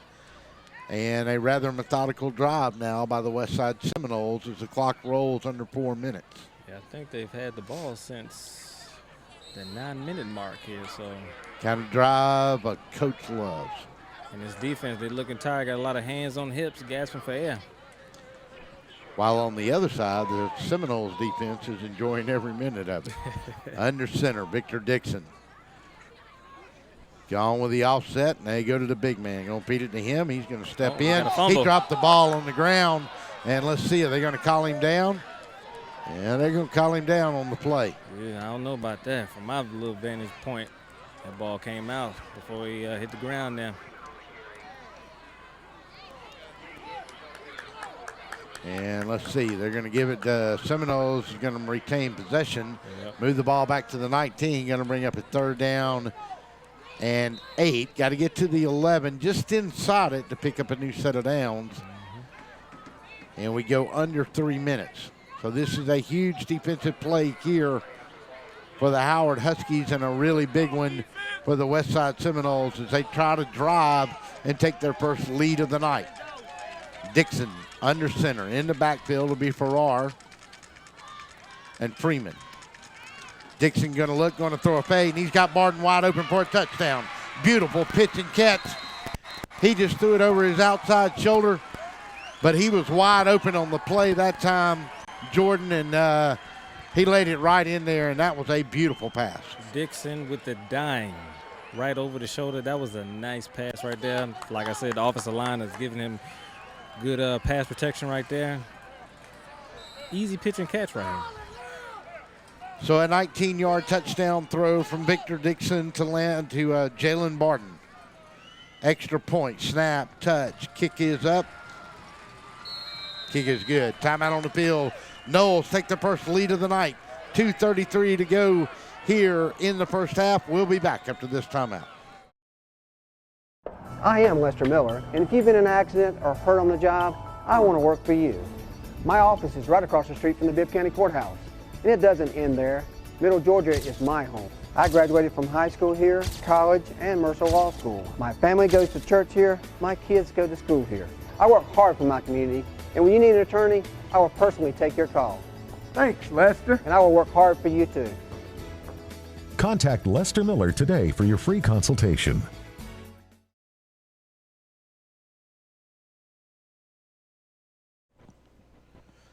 Welcome back to Ed DeFore Sports Complex. Russell Deese, Jordan West down on the sideline. 2:33 to go here in the half, and the Seminoles have scored their first touchdown of the night. Huge drive by the Westside Seminoles there. Hold on one second. Yes, huge drive to take their first lead of the night. What I liked about that drive is the balance, the pass, the run, using two running backs. I loved it. Cardenas kicks it off short, and he goes to the 35. And on the return that time was Willis Jackson. Oh, no, that was Tyler Henley. Henley. Jr. Number 22, Tyler Henley. I think we're going to go to LED numbers on the uniforms next year so we can see them a little better. I'm telling you. I'm glad I'm on here down here on the field. It's a little tough here. Quentin Sewell comes up to the line. Oh, we got Jeremiah Kelly in the game. So Kelly comes in for the first time tonight. And they'll go inside. I believe that was Coleman that time he handed it off to, and it was. So Jeremiah Kelly makes his first appearance of the night. Interesting decision here now. Yeah, how healthy is that ankle? Mm-hmm. And maybe it was close, and why not bring him in when the team needs a spark and not use him up too much here in a game that was going to be physical. Jeremiah Kelly now the lone setback. Aiden Stewart to this near side. Take and go to Kelly. He's going to step inside and get to the 41, 42. I'm sorry, that was Coleman that time. Mm-hmm. Coleman on the carry. Gets to the 42. Got to get to the 44 to pick up a new set of downs. It's going to be a long two here. Take Quentin Sewell. Boy, did he quarterback sneak it, and he got some yardage. He went from the 42 to the 48. He got 10 big yards and a first down, and that was a heads-up call by the quarterback that time. Yeah, that hole opened up like a truck could have ran through there. So now they got their starting backfield back from they've run all year. Jeremiah Kelly on the wing to this side. Meadows to the far side. Coleman at full. Sewell under center. And the four-headed monster's back with 69 seconds to go in the half. Go to Jeremiah Kelly. Steps in. He'll get from the 48, get to the 45. Go under a minute. Big drive here for the Huskies. They don't need to waste time. Aiden Stewart will check out. They got to get that play in quicker than this. Deshaun Richburg will step in this time. Got to hurry. 41, 40, 39. In a shotgun. Quentin Sewell run a quarterback draw. 40. Cut outside. 35, 30. Get out of bounds if you can. 25. Ball out along the 23-yard line. And it'll be a first down and 10. And stop the clock with 31 seconds to go. Ooh, nice play call. Nice juke move to get to the outside. Big yardage right there. They needed it. Good motion, too. They sent the man out in the flat, and that caused them to take a look. This time they'll split Meadows out to that far side along with Jeremiah Kelly, and they'll keep Coleman in the backfield for protection. That was a nice decoy play right there using Kelly there. Aiden Stewart to this near side. Quentin Sewell will be in a shotgun. Snaps it back, looks, going to Aiden Stewart. Going to turn around, going to catch it in the corner. Did he get in? Let's see, did he get in? Touchdown, Aiden Stewart in the corner. 25-yard touchdown pass from Quentin Sewell. Man, he played it and he went up and got it. Big players make big plays right there. And Dixon. We're going to look at this on a replay up here in the booth real quick because this was a pass. Let's check it and see. Threw it up high, and yes, sir, he caught it in the end zone. That was a touchdown. Quentin Sewell is showing us a little arm work there. Nice ball placement right there. Elizabeth Rodenroth will come in for the extra point to tie it up. High snap, touches down, kick is up, kick is good. Timeout on the field, 24 seconds to go in the half. We're knotted up at the edge, 21 all. We will be back. Wheezing, itching, runny nose, and coughing. All these symptoms can be caused by allergies, which are very common in Middle Georgia. Airborne allergens can make it difficult to enjoy life around here, like tailgating or attending a ball game. Even that seasonal cold might be due to allergies. Give us a chance to fix that. It's what we do. With multiple locations in and around Macon, we help children and adults with allergies and asthma. We've teamed with Mercer, and we'd be happy to team with you. Go Bears!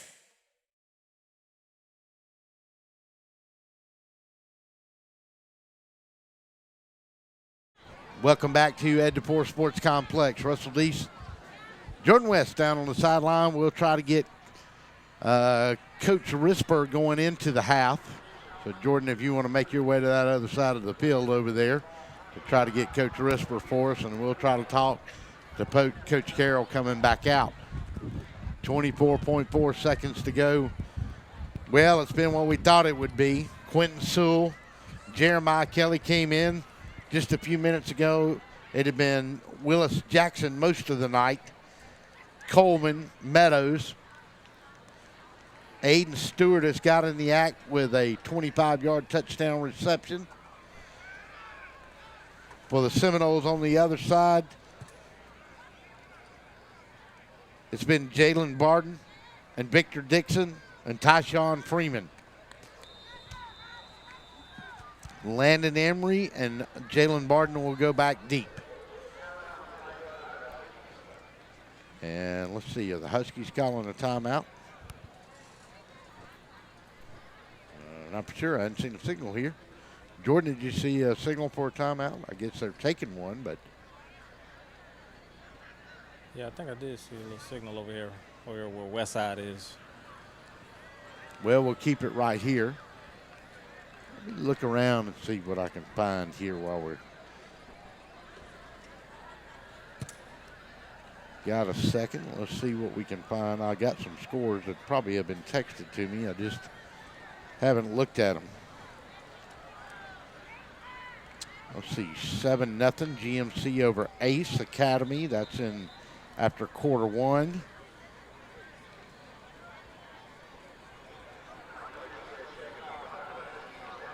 Halftime at Tatnall. Tatnall 14 all with Lincoln County. And let's see, we got an update here. Tatnall has taken the lead over Lincoln County 17-14. Here's the kick, and they kicked it off from the 45 of Westside. So there must have been a personal foul somewhere along the way in between that touchdown and the kickoff. Mm-hmm.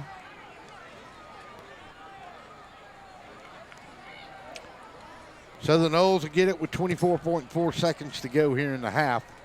We thought it would be a good one here tonight, and it has lived up to its billing. Yeah, we got big plays, passing game, running game, everything that we need. Big hits. Big hits, good. Not too bad defense played here tonight. It's been like a punch, counter punch. This is all you can ask for as a football fan right here. Good, good, good. Barton to this near side. Emery will be in a slot. To the other side, they'll go Risper and Farrar. Single setback behind quarterback Victor Dixon. He'll hand it off, and that was Khalil McBride And he'll get from the 20-yard line and get out to the 26, 27.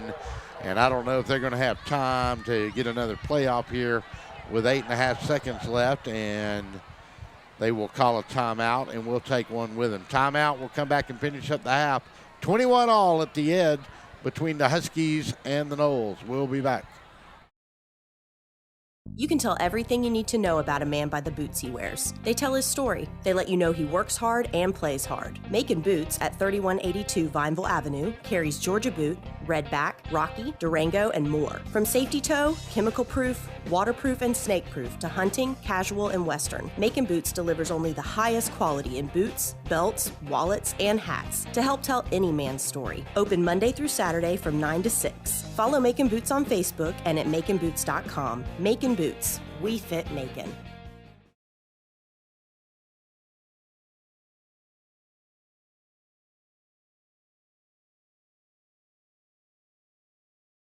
We're coming back.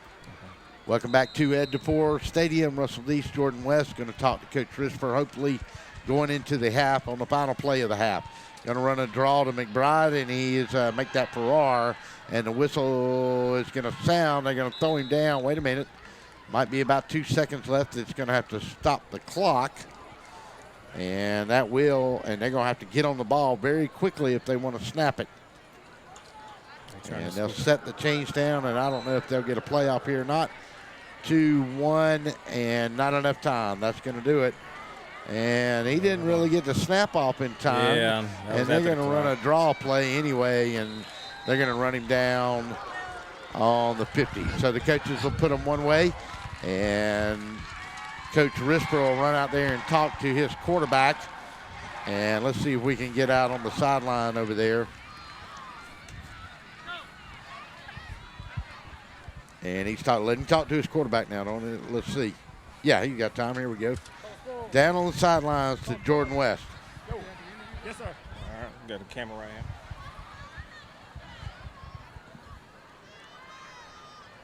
here. Ready, Russ? Go ahead. All right, we're here with Coach Spoon. So we got a tie game here. Balanced attack. The quarterback's doing well. Line is blocking well. You know, what's your thoughts? Well, it's exactly how we thought it would be. It's going to be a dogfight the whole game. They're a good football team like we expected, and we got a good football team, so we expected no more, no less than this. Okay, so second half, what should we expect to see? Same, more the same, or, you know, a little change? It's about the same thing. We got to just settle down on defense, make plays, get them behind the chains, make them punt the football. Simple as that. All right, thank you, Coach. Thank you, Jordan. We'll take a timeout. We go to the half. 21-all is your score at the Ed DePore Sports Complex. We'll take a timeout. We'll come back and talk to you at halftime. We'll be back.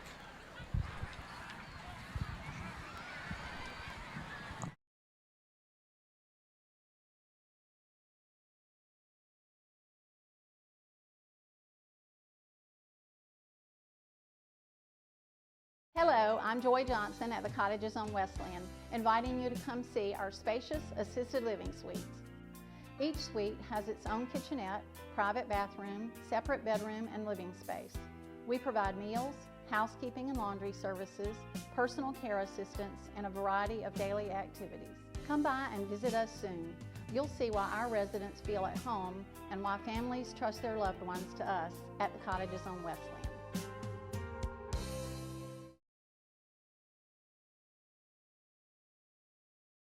Wheezing, itching, runny nose, and coughing. All these symptoms can be caused by allergies, which are very common in Middle Georgia. Airborne allergens can make it difficult to enjoy life around here, like tailgating or attending a ball game. Even that seasonal cold might be due to allergies. Give us in and around Macon. We help children and adults with allergies and asthma. We want to be your Middle Georgia allergy team. Macon Boots is the newest addition to Midtown Macon. With brands like Rocky, Ariat, Georgia Boots, and more, Macon Boots can help you find the boots you're looking for with unbeatable prices. Whether it's boots for work, everyday wear, or maybe boots are just your thing, we have a whole selection from America, Canada, and Australia. While you're here, make sure to check out our authentic belt buckles, handmade knives, genuine leather wallets, and much more that you can only find at Macon Boots. We Fit Macon. Crosby Roofing is more than just a roofing company. It's a family-owned company with deep roots in Middle Georgia. So when the time comes for repairs or a new roof, you can trust your family's home to our family's commitment to quality. Quality you can look up to. Crosby Roofing. Do you want to win? Do you want to crush the competition? Do you really want it? To be the best, you need the best in nutrition. You need VitaFuse Sport. VitaFuse Sport provides IV hydration, vitamins, minerals, and amino acids for serious athletes. Our infusions are nearly 100% absorbed compared to only 20% of oral supplements. So whether you are trying to win a championship, set a new personal best, or just want to perform better and recover faster, VitaFuse Sport was developed for you.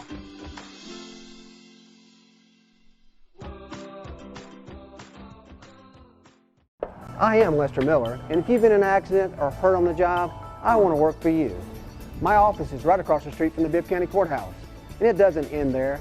Middle Georgia is my home. I graduated from high school here, college, and Mercer Law School. My family goes to church here, my kids go to school here. I work hard for my community, and when you need an attorney, I will personally take your call. Thanks, Lester. And I will work hard for you too. Contact Lester Miller today for your free consultation. Wheezing, itching, runny nose, and coughing. All these symptoms can be caused by allergies, which are very common in Middle Georgia. Airborne allergens can make it difficult to enjoy life around here, like tailgating or attending a ball game. Even that seasonal cold might be due to allergies. Give us a chance to fix that. It's what we do. With multiple locations in and around Macon, we help children and adults with allergies and asthma. We've teamed with Mercer, and we'd be happy to team with you. Go Bears! You can tell everything you need to know about a man by the boots he wears. They tell his story. They let you know he works hard and plays hard. Macon Boots at 3182 Vineville Avenue carries Georgia Boot, Redback, Rocky, Durango, and more. From safety toe, chemical proof, waterproof, and snake proof to hunting, casual, and western, Macon Boots delivers only the highest quality in boots, belts, wallets, and hats to help tell any man's story. Open Monday through Saturday from 9 to 6. Follow Macon Boots on Facebook and at maconboots.com. Macon Boots. We fit Macon.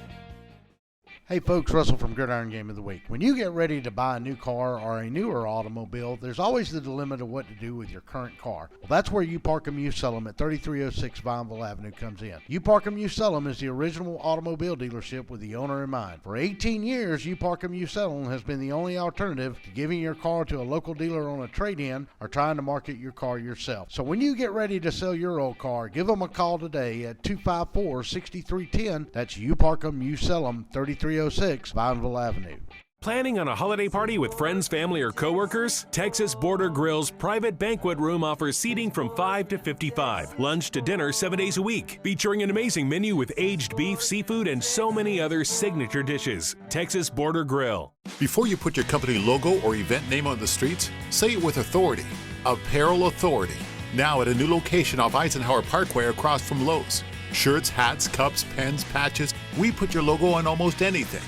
Our team provides quality craftsmanship and custom embroidery, and our screen printing will turn your design into wearable works of art.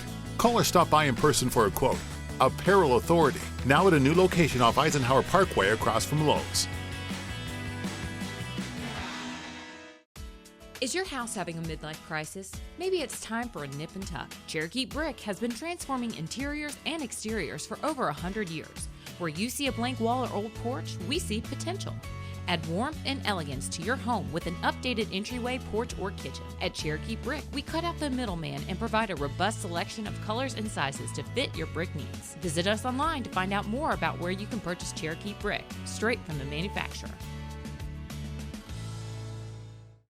The most interesting man in seafood is Captain Lee of Kudzu Seafood Company. Captain Lee brought the Gulf Coast to Middle Georgia without getting any sand in his Speedo. At Kudzu Seafood Company, Captain Lee's oysters shuck themselves out of respect for him, throwing themselves as tribute into hot oil until golden brown. Served as a kudzu po' boy, their final resting place being a casket of French bread flown in from Louisiana's famous Gambinos. Captain Lee uses his signature remoulade sauce to actually sign his name on each po' boy, a signature of his approval. Sit back and relax while enjoying a cold craft beer at Kudzu Seafood Company, located at 473rd Street in Macon. Stay coastal, my friends.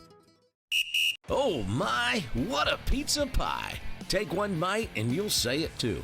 In fact, take one bite of anything they cook at Zoner's Pizza Joint and they've got you. You will immediately taste the difference because they make their dough daily. Use only the finest cheese and top quality meats. Zoner's even cuts their vegetables fresh daily. Combine all that on a crisp crust taste of a stone oven, and in between bites, you'll say, "Oh my, what a pizza pie!" Zoner's Pizza Joint, Forsyth Road, Macon, and Houston Lake Road, Warner Robins.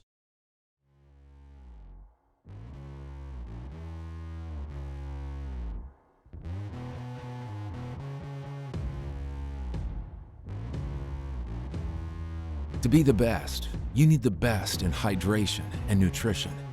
You need VitaFuse Sport IV Nutrition.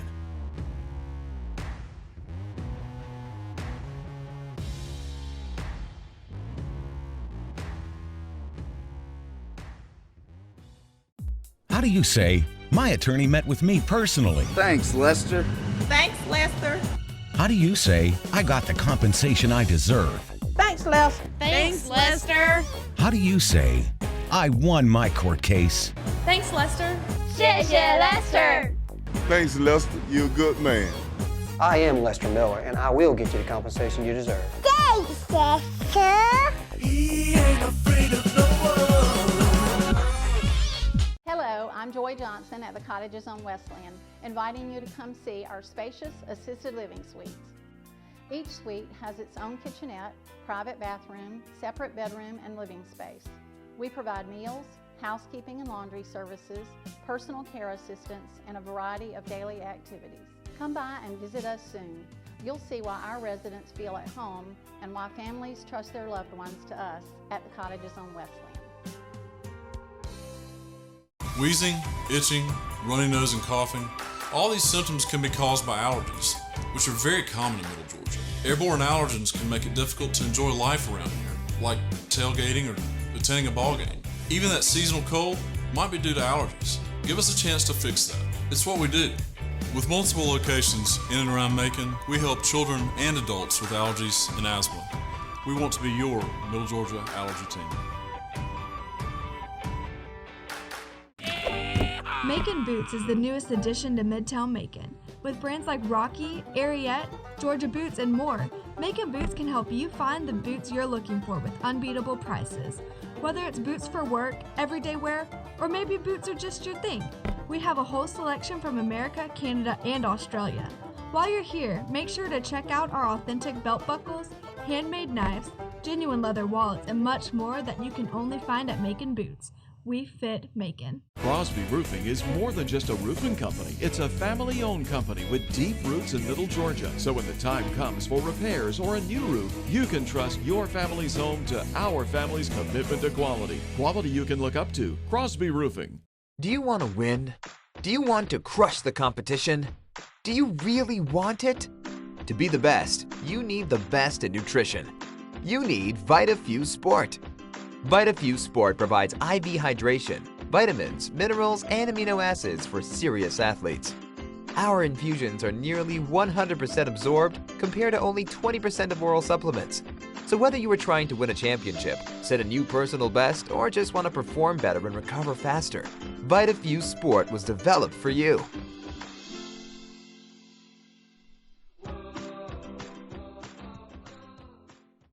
I am Lester Miller, and if you've been in an accident or hurt on the job, I want to work for you.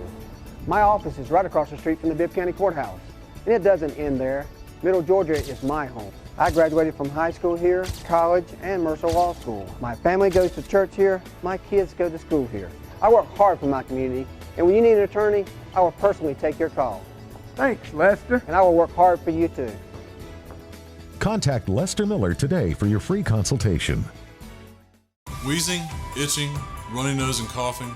All these symptoms can be caused by allergies, which are very common in Middle Georgia. Airborne allergens can make it difficult to enjoy life around here, like tailgating or attending a ball game. Even that seasonal cold might be due to allergies. Give us a chance to fix that. It's what we do. With multiple locations in and around Macon, we help children and adults with allergies and asthma. We've teamed with Mercer, and we'd be happy to team with you. Go Bears! You can tell everything you need to know about a man by the boots he wears. They tell his story. They let you know he works hard and plays hard. Macon Boots at 3182 Vineville Avenue carries Georgia Boot, Redback, Rocky, Durango, and more. From safety toe, chemical proof, waterproof, and snake proof to hunting, casual, and western, Macon Boots delivers only the highest quality in boots, belts, wallets, and hats to help tell any man's story. Open Monday through Saturday from 9 to 6. Follow Macon Boots on Facebook and at maconboots.com. Macon Boots. We fit Macon.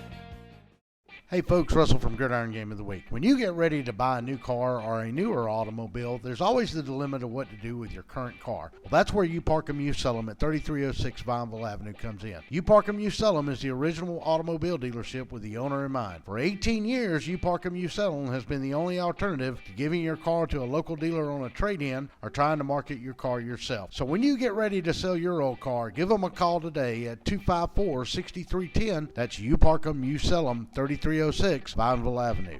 Planning on a holiday party with friends, family, or coworkers? Texas Border Grill's private banquet room offers seating from 5 to 55. Lunch to dinner 7 days a week. Featuring an amazing menu with aged beef, seafood, and so many other signature dishes. Texas Border Grill. Before you put your company logo or event name on the streets, say it with authority. Apparel Authority. Now at a new location off Eisenhower Parkway across from Lowe's. Shirts, hats, cups, pens, patches, we put your logo on almost anything. Our team provides quality craftsmanship and custom embroidery, and our screen printing will turn your design into wearable works of art. Call or stop by in person for a quote. Apparel Authority, now at a new location off Eisenhower Parkway across from Lowe's. Is your house having a midlife crisis? Maybe it's time for a nip and tuck. Cherokee Brick has been transforming interiors and exteriors for over 100 years. Where you see a blank wall or old porch, we see potential. Add warmth and elegance to your home with an updated entryway, porch, or kitchen. At Cherokee Brick, we cut out the middleman and provide a robust selection of colors and sizes to fit your brick needs. Visit us online to find out more about where you can purchase Cherokee Brick, straight from the manufacturer. The most interesting man in seafood is Captain Lee of Kudzu Seafood Company. Captain Lee brought the Gulf Coast to Middle Georgia without getting any sand in his Speedo. At Kudzu Seafood Company, Captain Lee's oysters shuck themselves out of respect for him, throwing themselves as tribute into hot oil until golden brown. Served as a Kudzu po' boy, their final resting place being a casket of French bread flown in from Louisiana's famous Gambinos. Captain Lee uses his signature remoulade sauce to actually sign his name on each po' boy, a signature of his approval. Sit back and relax while enjoying a cold craft beer at Kudzu Seafood Company, located at 473rd Street in Macon. Stay coastal, my friends. Oh my, what a pizza pie! Take one bite and you'll say it too. In fact, take one bite of anything they cook at Zoner's Pizza Joint and they've got you. You will immediately taste the difference because they make their dough daily. Use only the finest cheese and top quality meats. Zoner's even cuts their vegetables fresh daily. Combine all that on a crisp crust taste of a stone oven and in between bites, you'll say, oh my, what a pizza pie! Zoner's Pizza Joint, Forsyth Road, Macon, and Houston Lake Road, Warner Robins.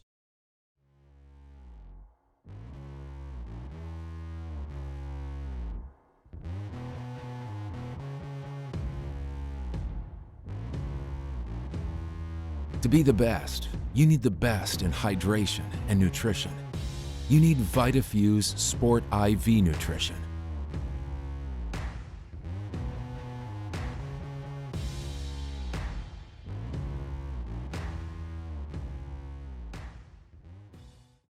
How do you say, my attorney met with me personally? Thanks, Lester. Thanks, Lester. How do you say, I got the compensation I deserve? Thanks, Lester. Thanks, Lester. How do you say, I won my court case? Thanks, Lester. 谢谢 Lester. Thanks, Lester. You're a good man. I am Lester Miller, and I will get you the compensation you deserve. Thanks, Lester. He ain't afraid of no one. Hello, I'm Joy Johnson at the Cottages on Westland, inviting you to come see our spacious assisted living suites. Each suite has its own kitchenette, private bathroom, separate bedroom, and living space. We provide meals, housekeeping and laundry services, personal care assistance, and a variety of daily activities. Come by and visit us soon. You'll see why our residents feel at home and why families trust their loved ones to us at the Cottages on Westland.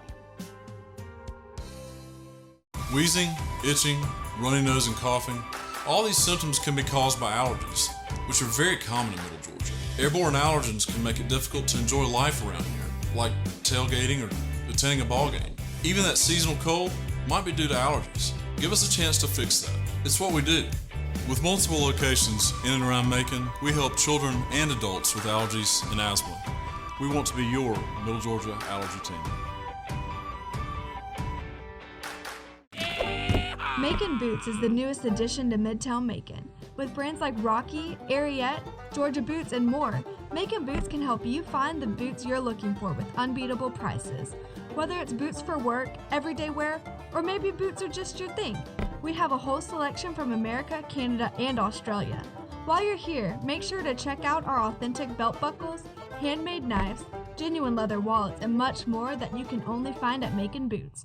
We fit Macon. Crosby Roofing is more than just a roofing company. It's a family-owned company with deep roots in Middle Georgia. So when the time comes for repairs or a new roof, you can trust your family's home to our family's commitment to quality. Quality you can look up to. Crosby Roofing.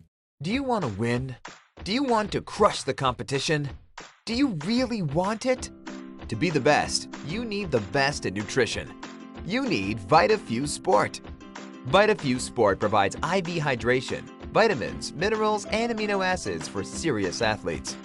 Our infusions are nearly 100% absorbed compared to only 20% of oral supplements. So whether you are trying to win a championship, set a new personal best, or just want to perform better and recover faster, VitaFuse Sport was developed for you.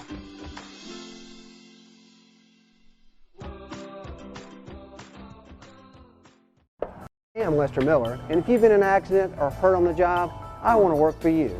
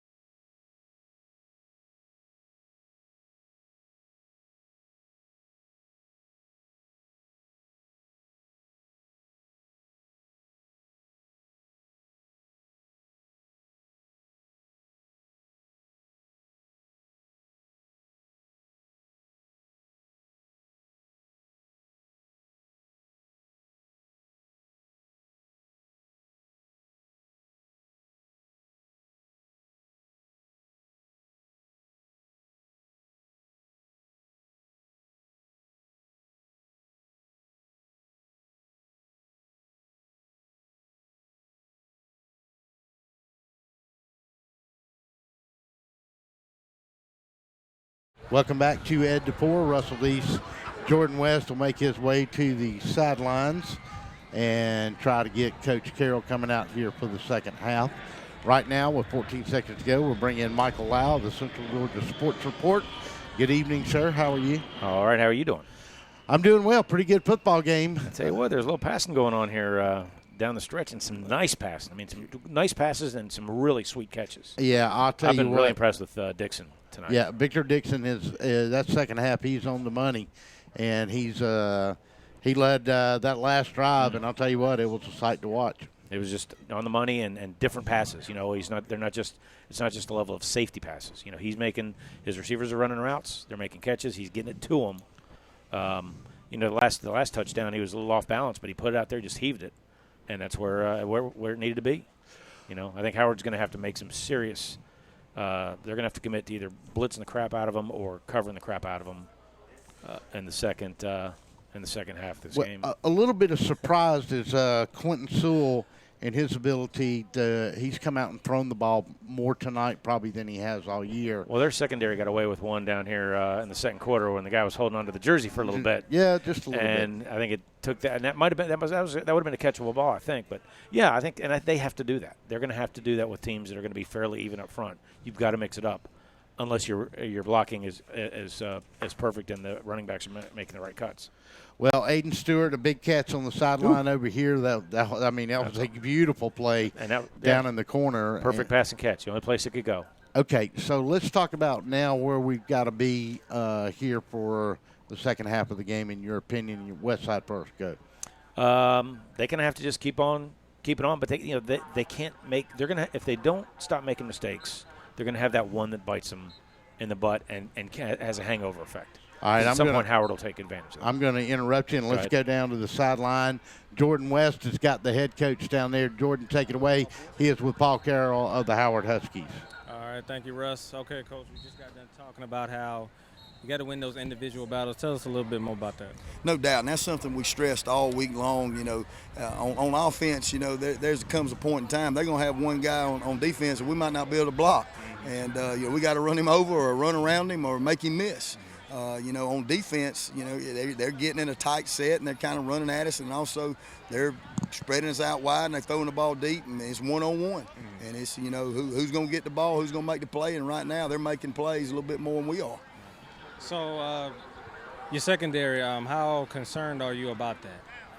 Well, I'm concerned every game, every game with the secondary. It don't matter if you got a Deion Sanders out there. It don't matter if you got a kid that's 5'1". I'm always concerned every single time, and, our guys just got to find a way to make a play. All right, we're in the dogfight right now, and, you haven't beaten this team since you've been existing. So how are we going to turn this around? Well, that's something I told the kids, all week long again, is if you want to do something you never done before, you got to do something different. Yes, sir. And doing something different is trying to make a goddamn play and play lights out for another 24 minutes. All right, thank you, Coach. Thank you, now. All right, thank you, Coach. Appreciate it, Coach. Jordan, thank you very much. We come back up into the booth. We got Michael Lau with us. Anything, I know you've got a ton of scores out there, anything that stuck out to you tonight as far as maybe an upset brewing? Well, Mary Perkins beating the stuffing out of Lovett. What was the last? 45-14. Okay. GMC. Northside's rolling. Peach County's kind of rolling. Over Hoko tonight. Class A games are about close like you were expecting. Have you seen anything on the Northeast Manchester game? I have not seen the score on that. Last score I saw was it was a close game. It was still like a 7-7, but that was very early. There's not too much coming out of that one. Tatnall leads Lincoln County 14-7. I haven't seen an FPD or Stratford score. All those are very close. Yeah, very close games. GMC a big over Ace, 42-0. It's going to be that kind of year for Ace. Yeah. Getting started. GMC wanted to prove a little something because they're just back into region play. Right. And they're 2-0, but there's a good 2-0 and a so-so 2-0, and they needed to take care of business like that. They're not. When you're not playing region schedule for a couple of years, there's a reason. Exactly. So to come out 3-0 out of the gate like that's pretty good for them over there. All right, so second half. I saw your prediction. We're not there. No, we're not there. And Spoons is looking for you. He ain't the only one. I think there's an assistant or two out there that's going to be looking for me. I'll try to hide you from Adam Gilhouse. Oh yeah. All right, it's going to be a good second half, brother. Yes, it will. All right, you too. Bye. Yep. All right, we're back. Thank you, Michael. We're getting ready to go here in the second half. And Westside won the toss and got the ball initially. We'll try to get you updated on the scoring here in a minute. Don't forget, hang around. The final verdict on this one tonight presented by Lester Miller, attorney at law.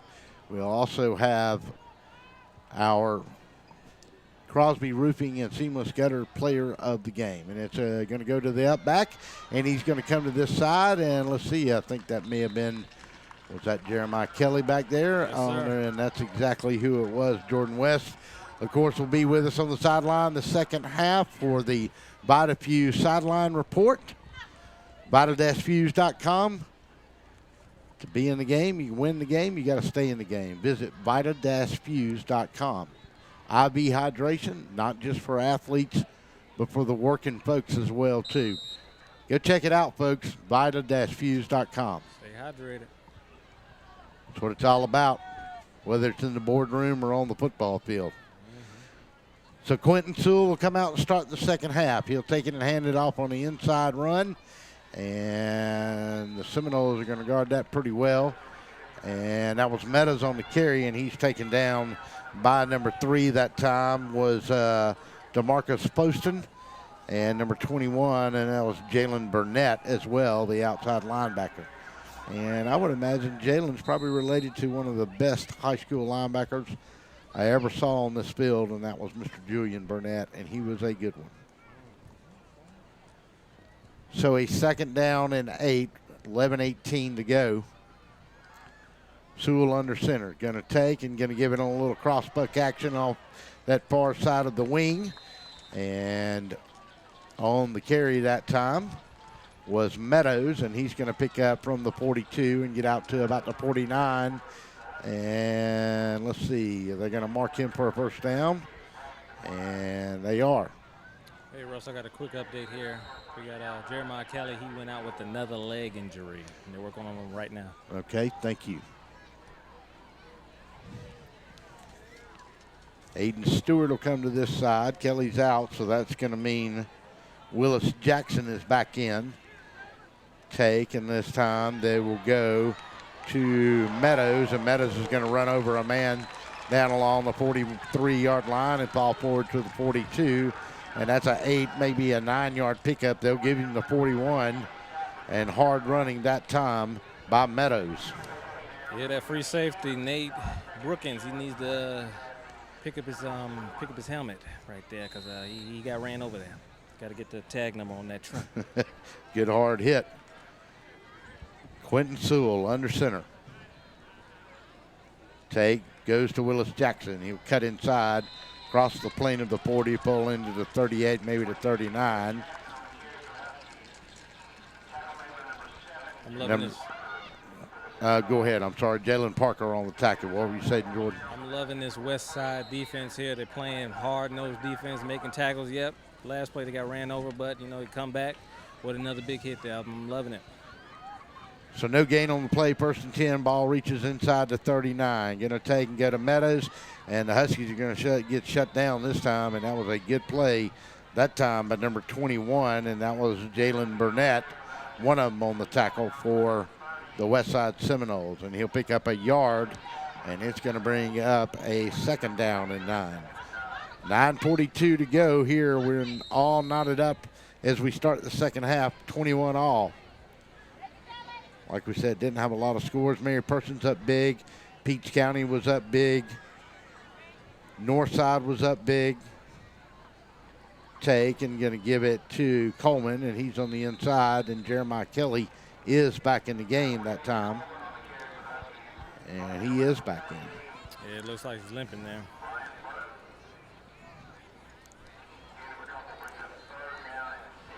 Third down, you got to pick up 6. Ball on the 35, got to get to the 29. So Kelly back in, along with Coleman and Meadows in the backfield. Sewell will go under center. He'll offset Coleman this time to his right. Kelly in motion, he'll get the call.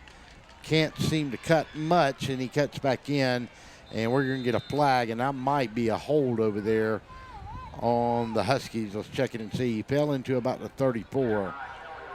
Had to get to the 29. Yeah, that looked like a hold on Meadows there on the outside there. And Jeremiah Kelly's going to run off the side of the field.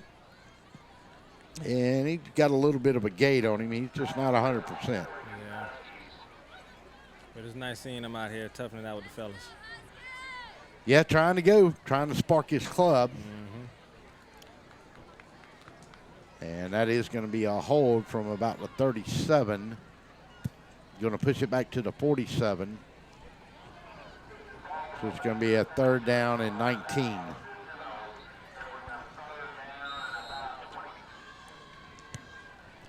$8:43 to go. Quentin Sewell going to fake and drop straight back. Knowles are going to come on him. Going to step up. He's got Aiden Stewart down there, and Aiden Stewart couldn't hang on. Had him wide open along the 14-yard line, and Aiden Stewart couldn't have handled it, and it would have been a huge first down on a 3rd and 19. Big plays. Can't miss that.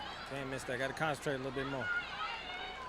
Yeah, had his man beat, and Quentin Stewart threw it right on the money. Quentin Stewart worked the pocket, came up. Good pass, but couldn't complete it right there. Yeah, went up and caught it with his hands. That was the way you want to learn it and teach it, but just couldn't hang on to it. So back deep will go Barden, Jalen Barden for the Seminoles, and they'll kick it away here, and they'll boot it from about the 41. Drives it over the receiver's head. Ball bounces on the 10, and takes a Seminole bounce and then a Husky bounce, and they'll down it on the 14-yard line. 8:23, and the Noles will get it for the first time to start the second half here. As we said, their starters up front, across the front. They'll go Adams and Jordan at left tackle and guard. Center will be Booker. Right guard will be Sanford. Right tackle will be Mann. In the backfield, Victor Dixon. They'll go Tyshawn Freeman. Your wideouts will be Risper, Farrar, Emery, and Barden. And you'll also see Khalil McBride in there when they'll go with that offset or that two-back situation. Take and going to give to McBride this time, and they're going to catch him behind the line of scrimmage, and they're going to get him back to the line at about the 14-yard line, and that's as far as he'll get. Also in at tight end is Van Sean Jackson. So we'll see how the Noles will opt to go with it here offensively. 7:56, 21 all at the end. Barton to this near side. To the far side, they'll go Larry Emery. Single setback will be Khalil McBride. Victor Dixon's going to roll, and they're going to come after him. Got time. Now he's going to throw it away and do the right thing, and he escaped from trouble. And the junior quarterback threw it away and lived to play another day, and that was a good decision by the quarterback. Smart, very intelligent, very intelligent. A lot of the QBs don't get credit for that right there.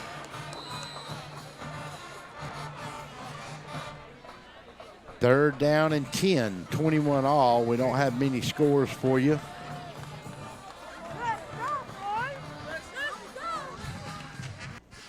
Recap that first half scoring for you a little bit. 42-yard touchdown pass on the first play of the game from Quentin Sewell to Stewart. Put them up top, throws it out in the flat, and he's got a man wide open over there. He's going to fall forward up to the 30, and he's going to have a first down. That was a nice route right there, a nice comeback route. Got a couple yards there. Good play. And I didn't quite catch who that was that caught it over there. Was that Risper? Yes, sir, that was Risper. Right Scooter Risper over there on the catch. So it'll be first down and 10 for the Noles, and they get their first down of the second half. Opening possession for them. Emery to this side along with Barton. Risper will go split to that far side. They'll have two in the backfield this time. And they'll send Farrar out, and they'll hand it off to Khalil McBride, and he's not going nowhere, and they'll sack him for a 4-yard loss back to the 25. We haven't seen Tyshawn Freeman in yet, Jordan. Might be getting a little Vitafuse on the sideline right there. That's truth. That was a nice game tackle by the Howard Huskies there.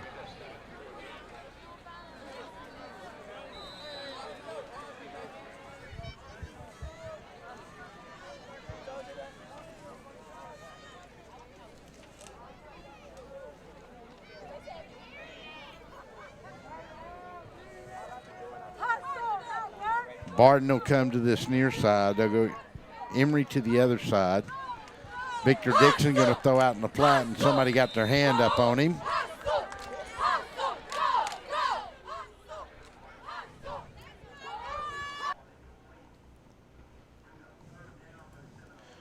Bring up third down and 14. Ball on the 24-yard line. So a big third down play here for the defense.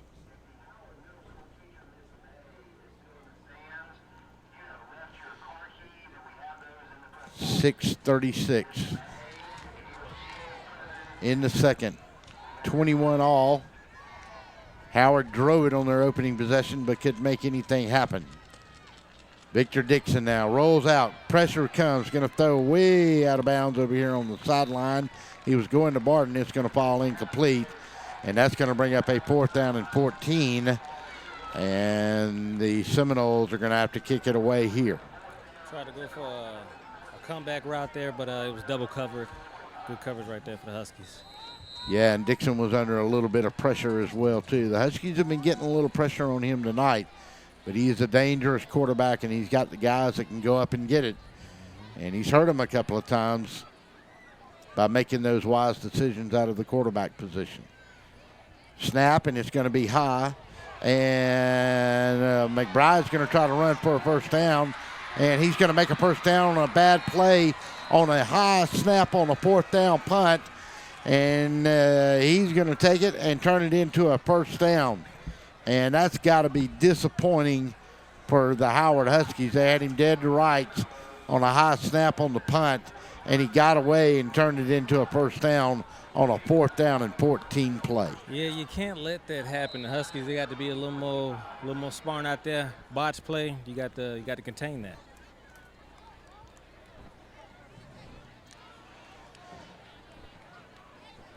So the Noles come away with a big break and a great effort and turn it into a first down at the 45. Now here comes Tyshawn Freeman, and the Huskies are able to put the big man down right along the line of scrimmage for no gain. Ooh, that's a first. Yeah, he had a couple of short yardage plays. The thing about him is, okay, you stop me for 0, I get 3, I get 2, I get 8, and then all of a sudden the big man's going down the sideline on you. Yep. He has big playability. Big man with big playability. It's hard to find. Well, the front 7 better get on him because it's not a lot of fun if you're one of those back 4. Barden comes split to this near side. Take, and they'll go to Freeman again. He'll step in, and the Huskies will hit him. He'll fall forward for 3 on the play. Bring up a 3rd down and 7. Got to get to the 45 of the Huskies to pick a new set of downs. They'll put him on the 47, not the 48. So it'll be a 3rd down and 8. So another big 3rd down possession here for the Noles and another big one for the Huskies defense.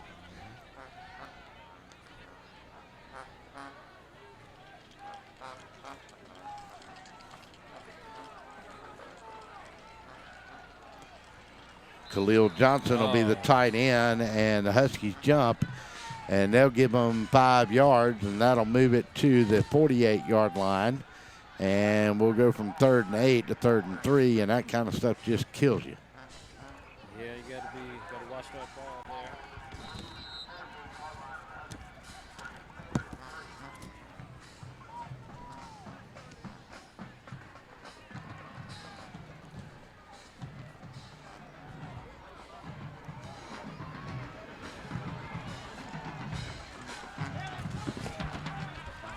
Under center, go to Tyshawn Freeman. They'll have his first down and more. Step over, step away, and step through.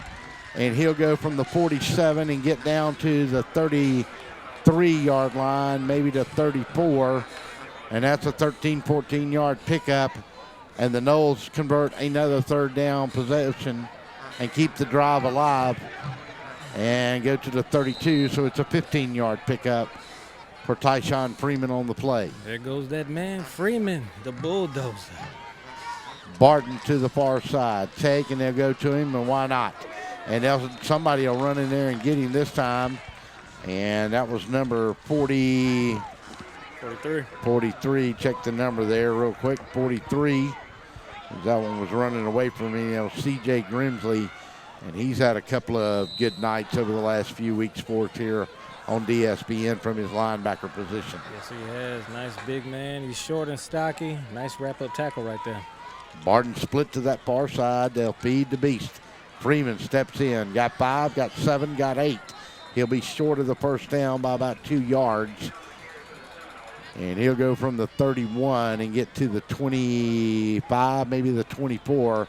Got to get to the 23, though, to pick up a new set of downs. We got a man coming up limping a little bit over there. Yeah, that's Grimsley over there. And that is Grimsley.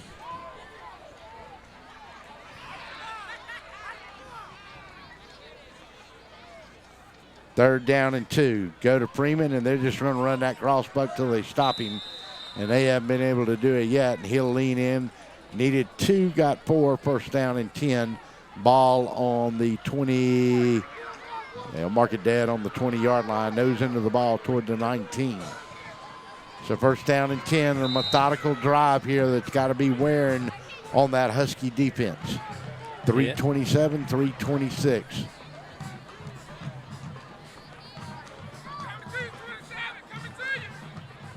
Go to Tyshawn Freeman. One man will miss him. Second man will miss him. Finally puts him out of bounds. But he'll pick up almost 5 on the play. And let's see, will they give him 4 on the play? They may mark him along the 16-yard line. And they'll keep it on that far hash mark and put him on 17. So he'll pick up a 3 on the play. Second down and 7. But they have taken 3 minutes and 12 seconds off this clock, and I'm not sure why the clock is stopped. Well, they ran him out of bounds. That's right. Mm-hmm. Freeman looking like a man amongst boys right now.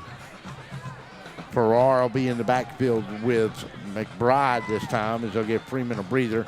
Going to throw it out here in the flat, and he almost hit Barton, and he did, but he couldn't hang on. And he had just broke out a little out route over here and was blocking out his defender. He hit him on the hands. Would have been a short yardage gain if anything, but it's going to bring up a 3rd down and 6 now. This Huskies defense needs to get off this field now, Jordan. Yeah, they do. They look a little winded right here, but this drop pass right here, that Seminoles, they can't afford that right now. Victor Dixon on a busted play, and he's going to fall down behind the line of scrimmage. And he had McBride in there that time and Farrar in the backfield, and they split to both tackles when they left. And we've got a timeout. We got a man down. Let's see, we got an official timeout. And we got a Husky that was limping over there. And let's see, will they bring him out? And that's number 64. That's going to check out for the Huskies. And that's Javon Thomas. And he'll come to the sideline. 4th down play here. Knowles are going to go for it. 4th down and 7, 2:50 on the clock. Clock begins to run again now. Barton to this near side. Landon Emery will be the slot. Scooter Risper to the other side along with Farrar. Dixon in a shotgun. Looks, throws over the middle. And he's got it broken up. Beautiful play back there for the Seminoles. And catch the number there for me, Jordan. Was that 36? That was 32. 32, and that was Kerry Jones, a linebacker. And Dixon threaded the needle, but he pulled it out at the last minute and just knocked it out of the receiver's hands. And that may turn out to be a huge play for the Howard Huskies. Yeah, it was a little risky, but I guess they didn't believe in their special team, so they, went on for it. 2:29 to go in the 3rd.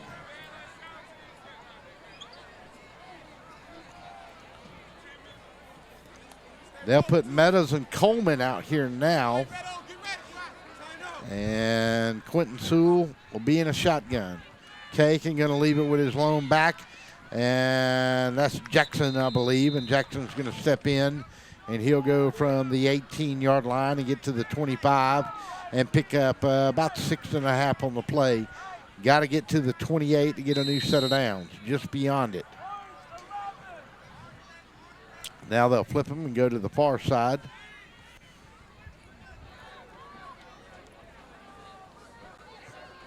Low snap. Quentin Sewell, the quarterback, will keep it himself. He'll cut inside. He's going to be awfully close to a 1st down. Let's see where they mark it at. And looks like they may give him to the 29. Looking like a 1st down. And it is a 1st down. Ran that little quarterback draw, and really that was a low snap, and he may not have intended to do that. Yep. But that's where he ended up. Sometimes you got to make something out of nothing. Nothing out Coleman of and Meadows to this side. So that'll put Jackson as the lone setback. Wynn Davison will be your H-back, and they will leave it with Willis Jackson, and he'll move forward for about 9 big yards to the 38. 2nd down and 1, and they're getting in front of the chains here on this drive early. I like how Jackson is finishing his run, putting his head down, getting the extra yardage at the contact. 2nd down and 1. We're down to 75 seconds here in the 3rd period of play. When Davison will be your H-back, Jackson will be the tailback. Take and go to him. run a little counter play, and he's got a first down and more, and he'll move up to the 45-yard line. He'll pick up 7 yards, and that'll stop the clock in the third with 1 minute to go. 21 all. Nice blocking along the edges for the Huskies. Freed him up for that first down right there. Good hard running by Willis Jackson, stepping into the role tonight for Jeremiah Kelly. Kelly's been on the field sparingly tonight, still nursing a leg injury. Quentin Stool going to Coleman, going to underthrow it, and Coleman almost had it on the 11-yard line. But he had 2 men back there on the coverage. Yeah. One of them back there was number 19 for the Noles, and that was Jamie Cooper, I believe. Good coverage by the Seminoles.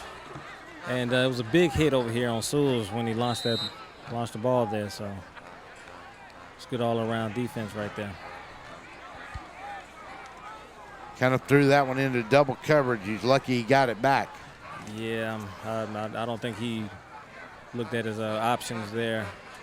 He got away with one. Coleman will go in motion. Sewell throws it out in the flat to Aiden Stewart. Didn't need a block and got one. Going to throw it forward to the 49-yard line, and that's going to pick up 4 yards. And with 30 seconds to go, it's going to bring up a 3rd down and 6. I like that nice form tackle. No missed tackles out here. Coleman will now come to this side with Stewart with 16 clicks to go. Meadows will be to the far side. Let's see if they snap it one more time before the half. Come up to the line, put Jackson to the other side. 6 seconds to go, 5 seconds to go. Send a man in motion, run a quarterback draw. He's got a first down and more. He's going to fall into the 41-yard line of the Westside Seminoles, and that's going to end the period. We go to the 4th, 21 all. Huskies driving at the Westside 41. It's the Zoner's Pizza Gridiron Game of the Week on ESPN. We will be back. Oh my, what a pizza pie. Take one bite and you'll say it too. In fact, take one bite of anything they cook at Zoner's Pizza Joint and they've got you. You will immediately taste the difference because they make their dough daily. Use only the finest cheese and top quality meats. Zoner's even cuts their vegetables fresh daily. Combine all that on a crisp crust taste of a stone oven, and in between bites, you'll say, oh my, what a pizza pie. Zoner's Pizza Joint, Forsyth Road, Macon, and Houston Lake Road, Warner Robins.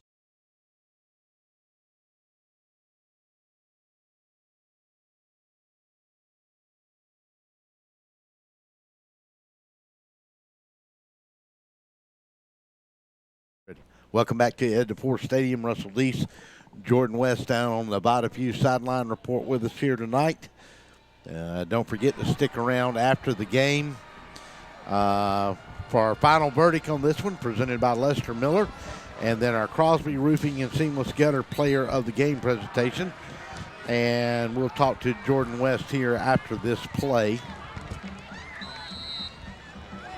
as we start the 4th quarter.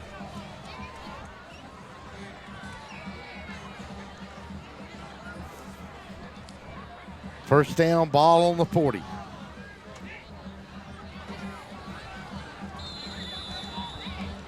Got a little confusion down here. And they're going to have to take a timeout.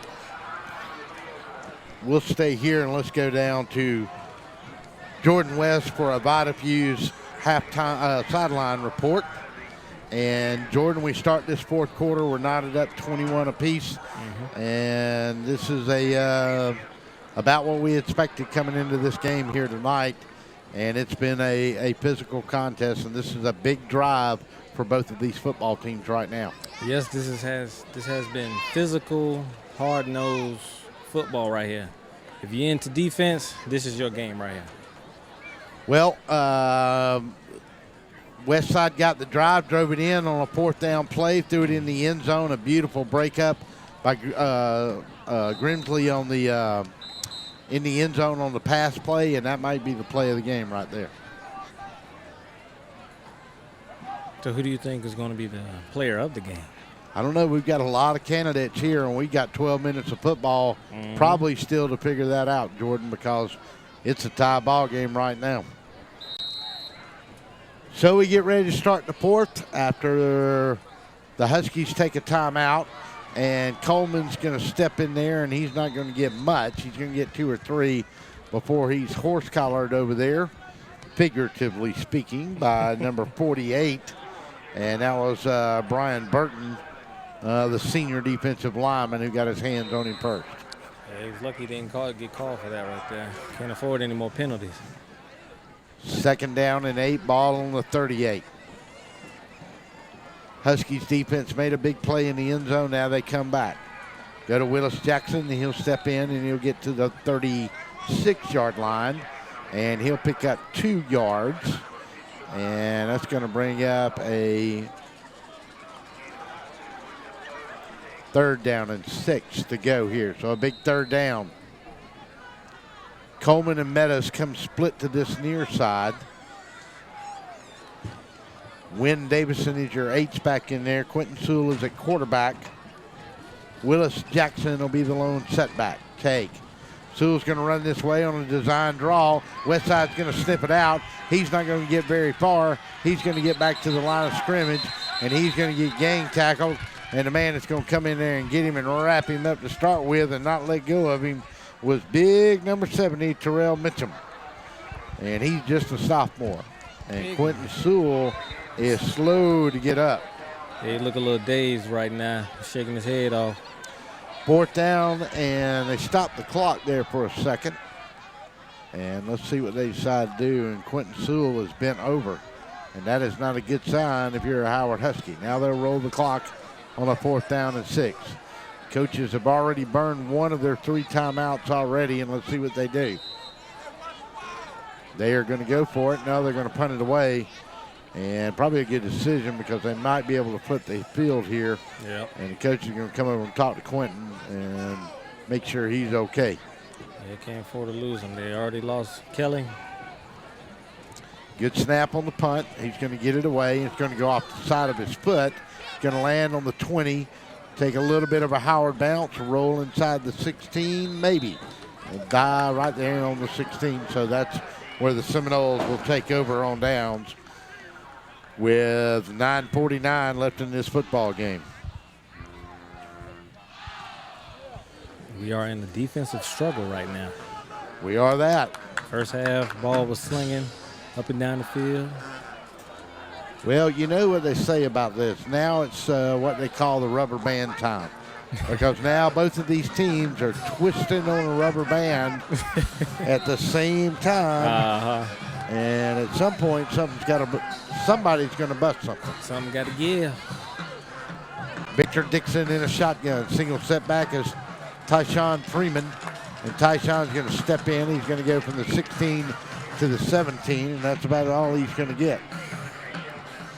Yeah, nice penetration by the Huskies there. Stop for the short game.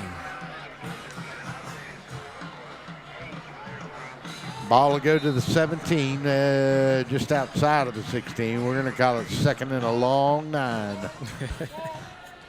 We'll give him the benefit of the doubt. Meadows and Coleman moving on the sideline down here, watching the action on the offensive side of the ball. Victor Dixon on a 2nd and 9. Sends a man in motion from left to right, and he'll run a little jet sweep with him. That's Barden, and 1 man will miss him. He'll get it to him, 25-30, step out of bounds along the 34-yard line, but it's enough for a 1st down.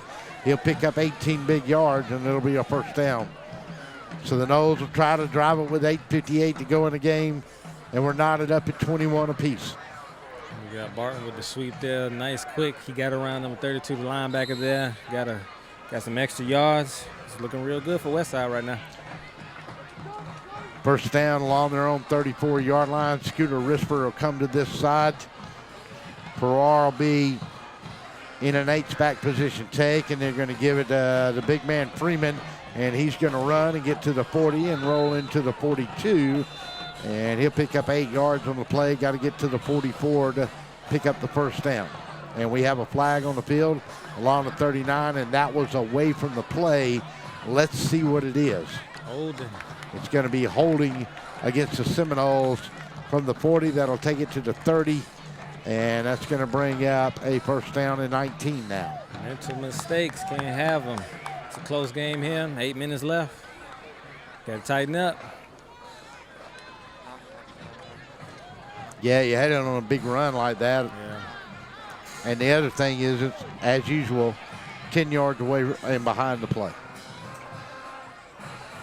You know, just those kind of things that hurt you. Just drives you nuts. Yep. Barton and Farrar to this side. Risper will go to the far side. Tyshawn Freeman will be the lone setback. Take, and they'll go to the big man. He'll step in. He'll go from the 30, get to the 34 and a half. And they'll mark him back to the 34 even. I think Freeman is weighing on this Huskies defense. Everybody is going for his legs, even the nose tackle is. It's 8 minutes to go in the fourth quarter. That's where I'd be headed to after that big fella done pounded on me all night. Barton will go to the far side. Scooter Risper to this near side. Farrar will be in an H-back position. Dixon in a shotgun. Drops straight back, goes to Scooter Risper, and off his hands right along the 44-yard line. Would have been a first down. Got him right in the hands, and he couldn't hang on. They had to concentrate a lot better than that. That was a good ball. They beat the coverage there. And I'm sorry, that was Barton that he hit over in the sideline. Yeah. That was not Risper. 8 minutes to go. And the rubber band gets stretched a little more on a 3rd and 10. A little tug of war here.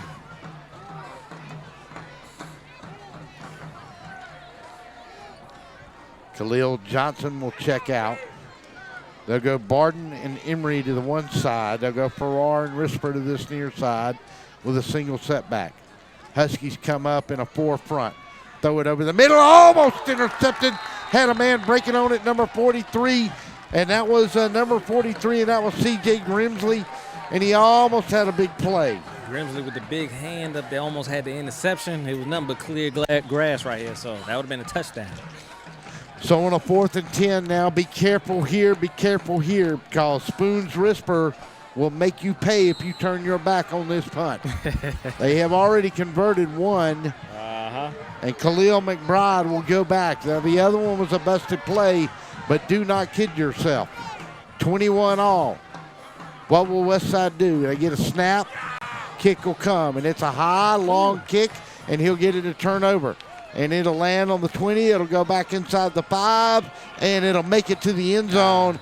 And boy, oh boy, did Meadows get a break right there, because it went over his head, and it took a Huskies bounce into the end zone, and a bad break for the Westside Seminoles, because that one looked awful dangerous. That was a great punt. That was a great punt. By Khalil McBride. Didn't have much time to set up, but he still got He got his foot into that one. Yeah. Like we said, don't forget, we'll have our post-game wrap-up show presented by what we call the Final Verdict, presented by Lester Miller, attorney at law. And then we'll have the Crosby Roofing and Seamless Gutters Player of the Game. Under center, Quentin Sewell. Take, give to Coleman. No, he'll give to, I believe that was Meadows that time. Nice tackle. And we got a man down, and let's see, that's Willis Jackson, actually. And we're going to get an official timeout, and they don't need to lose another running back, but they just did. 7:29 to go. We'll come back. It'll be 2nd and 12. You're listening to the Zoner's Pizza Gridiron Game of the Week on DSBN Sports. We'll be back after this message. Hello, I'm Joy Johnson at the Cottages on Westland, inviting you to come see our spacious assisted living suites. Each suite has its own kitchenette, private bathroom, separate bedroom, and living space. We provide meals, housekeeping and laundry services, personal care assistance, and a variety of daily activities. Come by and visit us soon. You'll see why our residents feel at home and why families trust their loved ones to us at the Cottages on Westland.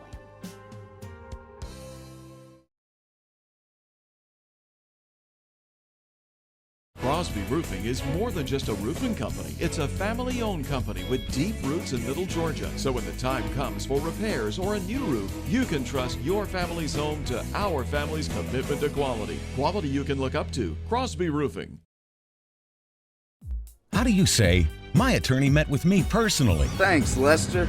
Thanks, Lester. How do you say, I got the compensation I deserve?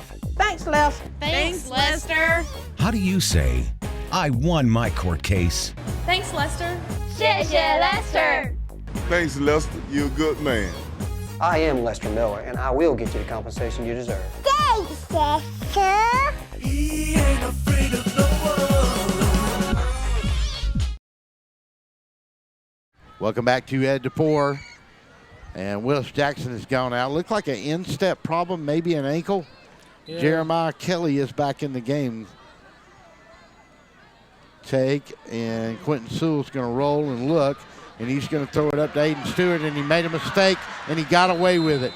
A bad decision by Quentin Sewell trying to go to Aiden Stewart.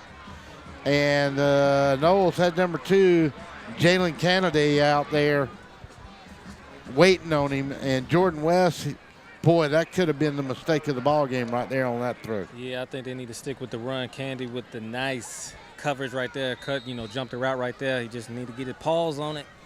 Got a catch. But, no wonder he's playing DB. He's not a receiver. Deshaun Richburg will be a slot to this side. They'll send him in motion, and they'll take, and he'll follow his up back and try to get outside. Got to one quarter. Not going to get enough, though. He's going to fall from the 18 goes. Let's see where they mark him out. They're going to mark him out along the 24, so a 6-yard pickup, and it's going to bring up a 4th down. Ball on the 24. He's got to get to the 30 to get a new set of downs. They're going to mark that ball on the 23. It's going to be 4th and 7. Boy, oh boy, you can't go for it here. They're going to have to kick it away. Yeah. Westside coming up big on the defensive side. Let's see what they can do with the ball. Cardenas will be in to kick it away. Barton will be your deep man. He'll stand at the midfield stripe, and this is a big opportunity for the Seminoles. It's going to go off the side of his foot. It's going to bounce on the Huskies' 41, roll to their 45, and with 6:58, the Seminoles are in business. I didn't even make it past midfield there. Now, special teams. Had a good snap. Had enough time, but mental pressure on that one. Yeah. Ball on the 45. Seminoles now. We'll see if they can take a lead. They've only had one tonight, and that was at 21-14. It's prime opportunity for them to take this lead right here. They got 45 yards to go to the end zone. Give him a heavy dose of that Freeman.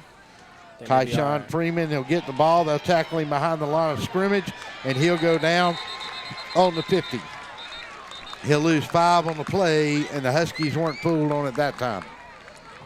He shrugged off by 5 players right there. They're going to give him the 49, so it's a loss of 4.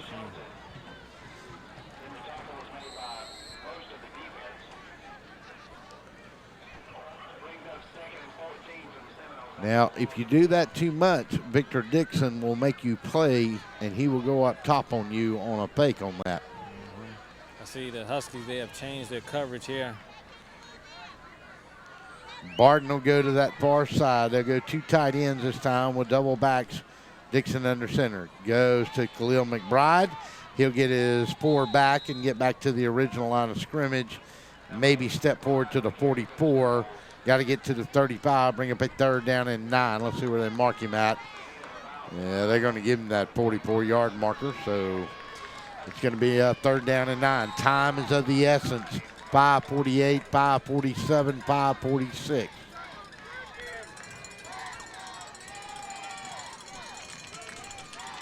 The Huskies are going too deep. two deep safeties here. I think they're a little scared of this this passing attack.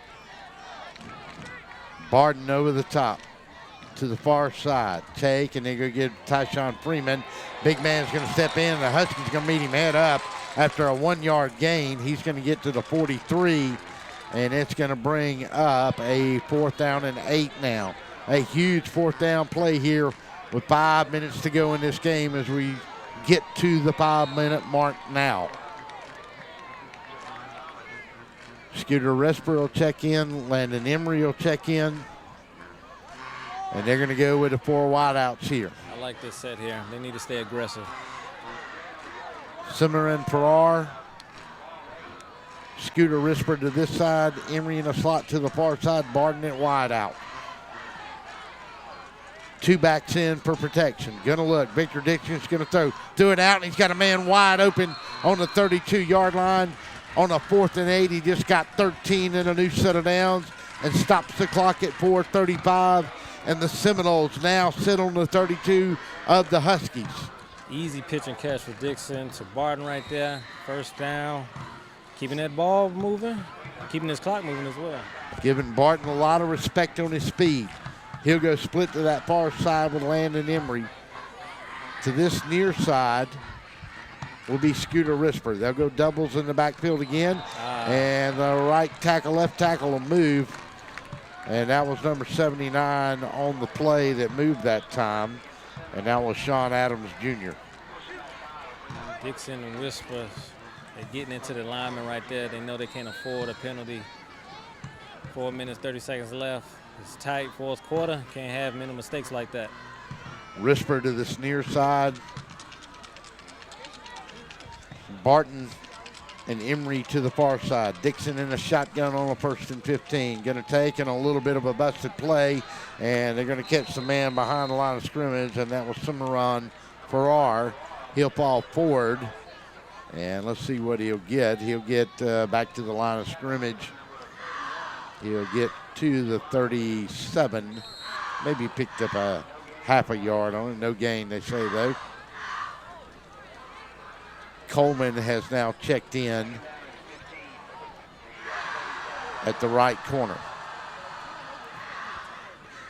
They'll go man up. And they'll come with a 3-man front. They'll take and they'll shoot a linebacker in the gap, but Victor Dixon's got time. Throw it out there on the sideline, incomplete. And a big play by Coleman over there on the coverage. That time for the Huskies. And Barton couldn't hang on. 3rd and 15, 3:46. Clock stops. Barton with the case of the drops he's there. That's the second big drop right there. Got to tighten up. You know you're going to get hit, just make the catch. It's easy. So the Huskies fans stand up on this side, and the Westside fans stand up on the other. 3rd down and 15, 3:46. Victor Dixon got time. They'll come on him, throw it in the dirt, incomplete. They'll bring up a 4th down. Good pressure off the corner that time.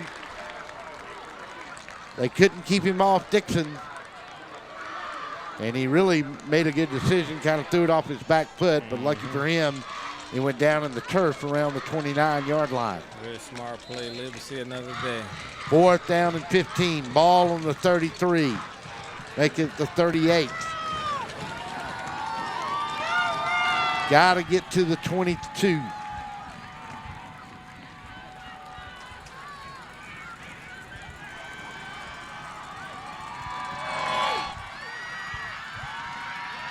They'll have a man drop off sides, and they'll bring him 5 yards closer on a hard count by Victor Dixon.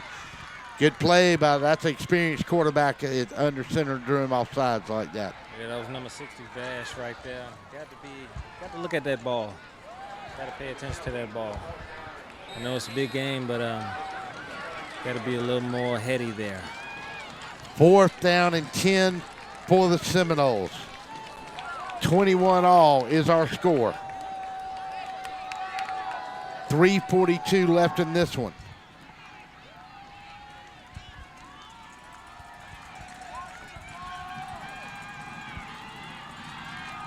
Dixon in a shotgun. They'll step up on him, and they'll get him for a sack.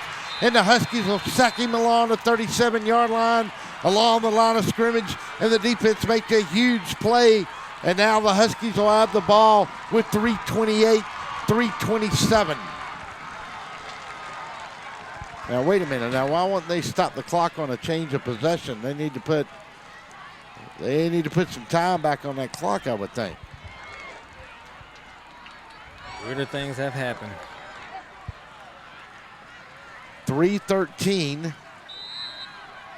Not for sure why they don't stop a clock on a change of possession. 3:06, and then now, yes, they're pointing toward the clock, and they've got the clock can't be running. That's incorrect. You need to put the clock back at 3:28. Yeah, I don't think the refs, the coaches, they're now they're calling up to the. They put 3:42 on the clock now. Okay. Big play by Howard's defense right there, coming up with the sack, coverage sack, pretty much right there. He didn't have no options. Had to take that sack. Get tech time for the Seminoles defense. Take and going to leave it inside. Jeremiah Kelly's going to get across the 40, just across the 40. He'll go from the 36. Now the clock will run. 3:28, 3:27. Kelly may have that leg injury, but when he gets that ball, it seems like it just goes away. He's hitting the hole hard, making his cuts, out here helping out his team.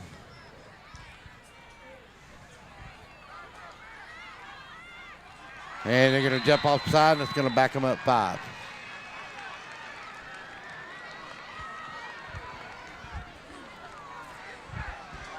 So that stops the clock at 3:08. Update on the score here in Macon. It's over in North Bibb County tonight. GHSA Single A, Lincoln County. That historic program has traveled here to Macon. They are playing Tatnall Square Academy. They are in the 4th. It's all knotted up at 28 apiece. Sewell in a shotgun, going to look, and he just overthrew Meadows, and man, he had him. He had him on the 43-yard line. He just couldn't get it to him. Yeah, it was a nice post route right there by Meadows, but Swells, he's just looking real inaccurate right now.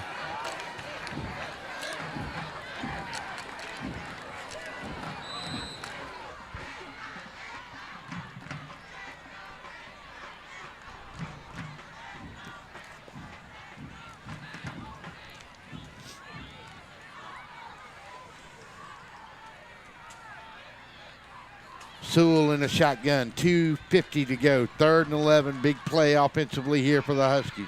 Going to throw it out there in the flat, and he had to go out there to Aiden Stewart, and he was not open.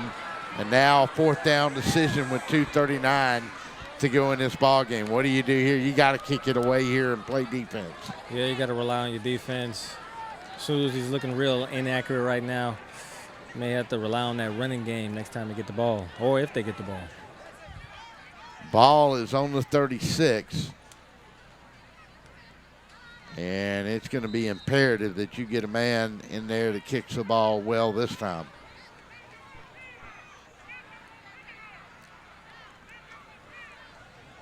See if they can get a better punt than they did on the last punt. Cardenas will go in to kick it. Good snap. No, it bounced to him. But he got the kick away, and it's going to be a Huskies bounce along the 38, roll inside the 30, roll inside the 28 to the 27. So they got the kick away. A good punt, flip the field. Now they got to rely on his defense.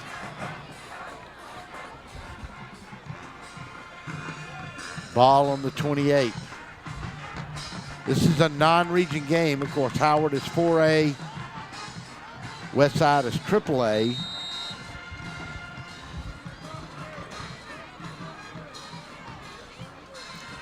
And maybe Michael Lau can give us insight on this. They would have had to have agreed before the game on the overtime.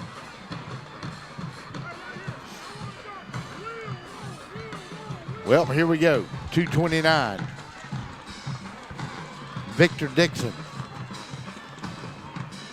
Tate going to hand it off inside to Tyshawn Freeman.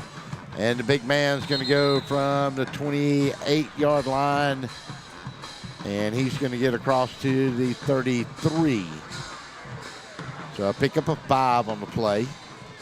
They'll bring up 2nd and 5. And before they break the huddle, we'll go to 120 seconds left in this one. Ooh, this is a good game right here. I'm loving it. Scooter Risper to this near side. Barton up top. Emery in a slot. Tyshawn Freeman. They'll give it to him way off tackle on a little sweep. And he'll get a first down as he'll cross near the 40-yard line. He'll be at the 39. Had to get to the 38 for a first down. First down.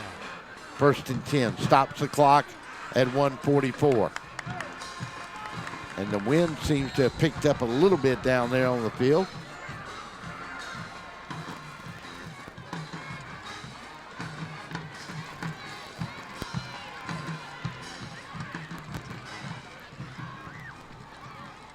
Freeman, the lone setback. They'll hand it to him. He'll get inside, and he'll get maybe to the 40. Oh, we got a unsportsmanlike conduct. And that's going to go against Westside, and that's going to go against Cimarron Farrar after the play, and that is a huge penalty against the Seminoles. Yeah, he threw the ball at one of the Husky defenders there. Can't allow that. There's 1 minute, 17 seconds left. Got to be more smart than that. Back it up 15 from the 39.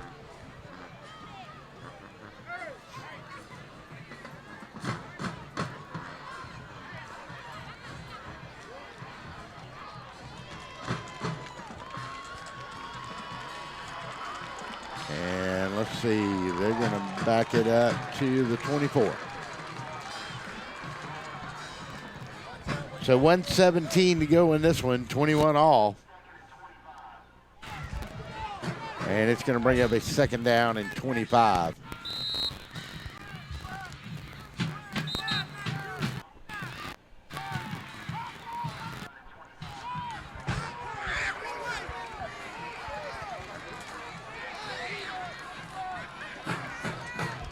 Single setback with Victor Dixon in a shotgun. Look, Huskies will come on him and hit him. He's going to throw it way downfield, and it could have been picked off. Should have been picked off, probably.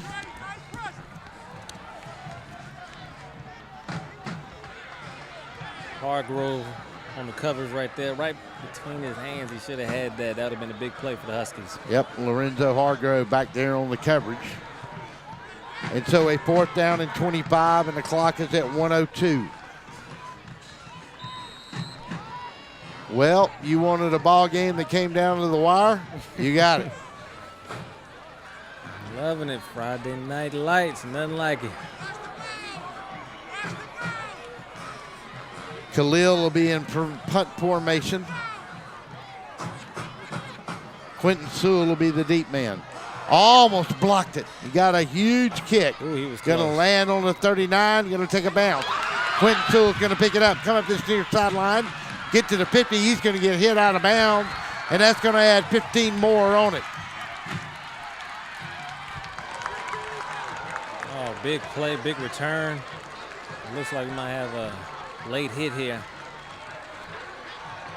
And it is going to be a late hit. 50 seconds left. We're going to see who wants it more. Well,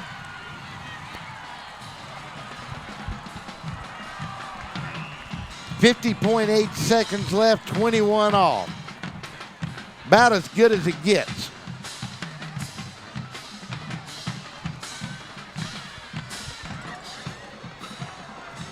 We're going to see if this Westside defense here can lock it up, tighten up, and see if we can get on to overtime. So it'll be a dead ball foul. Let's see where they marked him out. Was it along the 49? Let's see where they mark it. They're going to move this ball to the 35, so it was right at the midfield stripe. Sewell got knocked all the way into the bleachers over there. Yeah, I seen that. I seen up against the wall. A little The dust was kicking up over there. So Jeremiah Kelly will be the lone back behind with Quentin Sewell. Personal foul, moves it to the 35.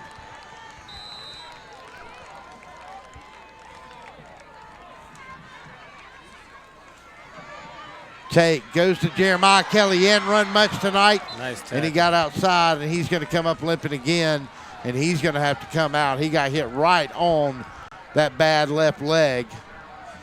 And let's see who they're going to bring in. Tyler Henley is who they're going to bring in to replace him. That was Jalen Burnett on the big tackle there. Nice form tackle right there. 27.4 seconds on the clock. And they'll call a timeout. We'll take one with him. Hold on. We'll be back. 21 all. Huskies knocking on the door. 21 all.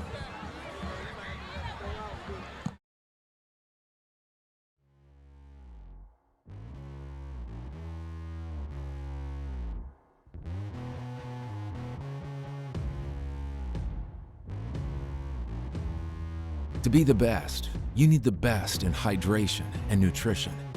You need VitaFuse Sport IV Nutrition.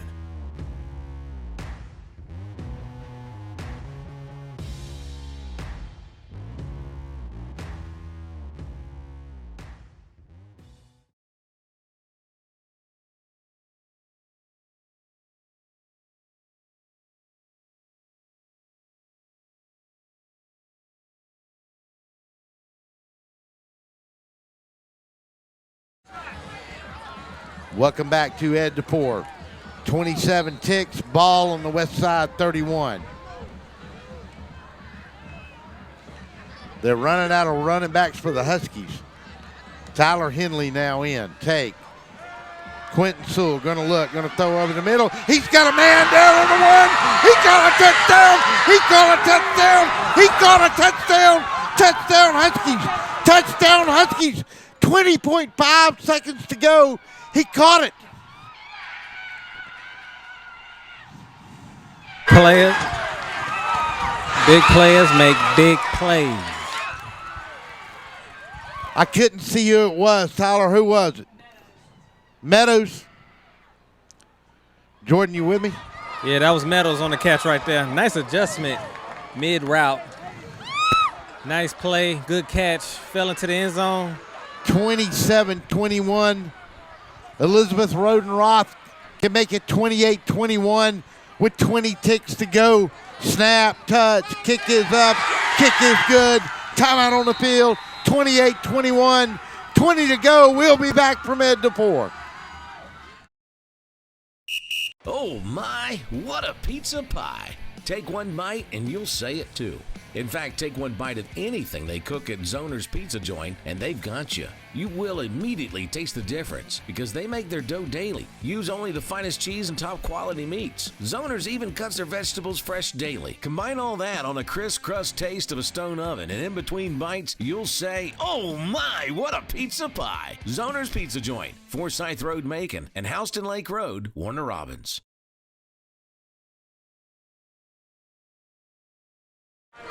Welcome back to Ed DePore. Russell Deese, Jordan West, down on the sidelines. I can't remember how long that pass was. 34 yards, 32. I believe they had the ball on the, I believe it was on the 34-yard line he threw it. That was a nice pass. Quentin Sewell on the money. Clutch. Two big clutch passes here tonight. Javarzy and Meadows just might have earned himself the Player of the Game trophy. I think so. Here's the kick. Gonna bounce on the 17. Noel's gonna return it. Got a man coming up this way, and that was Landon Emery to the 36.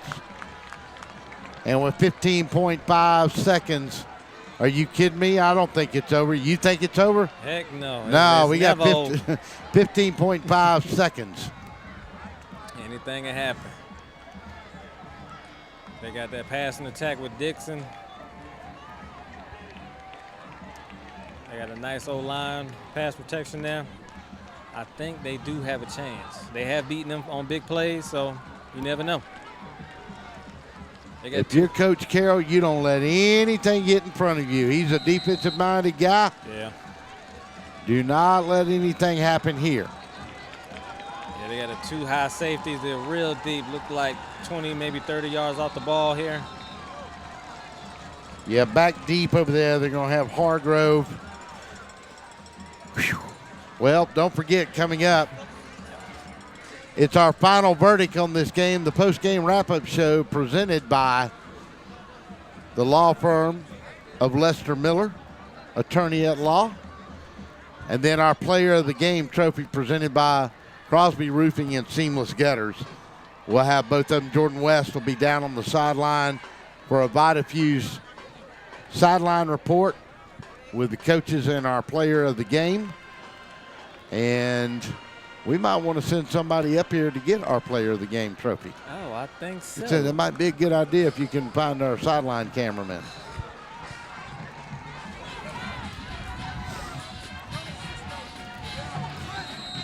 And Brandon Thompson to the rescue. Victor Dixon in a shotgun. 15 ticks. Throws it out in the flat. It goes incomplete.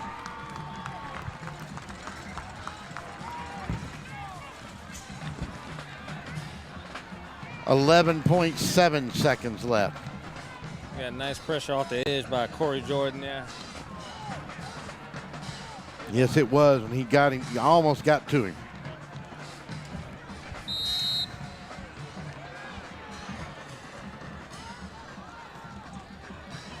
Jarquavius Coleman and Lorenzo Hargrove are all the way back at the 22 and 27. Looking like a good 30 yards right there. Scooter Risper to this near side. Tyshawn Freeman now comes split to the other side. Take and look. Got time. Going to throw it underneath to a man along the 46. Gotta get down. 40, 35, 34-yard line with 2.1 seconds to go. And we'll stop the clock there. Might have a little something here. And let's see, did they get their final timeout in? I don't have the timeouts left up on the board. They obviously had one. So this is going to put the ball on the 34. And the coaches for both teams are calling them to the sidelines. Man, what a night here at Ed DeFore.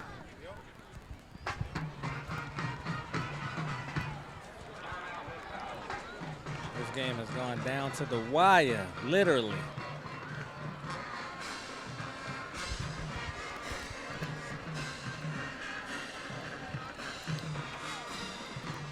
Two big clutch touchdown throws by Quentin Sewell. One to Aiden Stewart, the other one to Javargia Meadows. Sewell has been a little inaccurate, but he came through. He came through. He was accurate when it counted. Yep. It's like all great QBs. Move on to the next play. Short memory. And that's what you got to have in this big rivalry game. Well, here we go. 28-21 with 1.5 seconds left to go in this one. Victor Dixon will line up with trips to the right, and Howard's going to take a timeout. Let's get one more timeout real quick. 30-second timeout. We'll be back. 28-21, 1.5 to go. Let's go.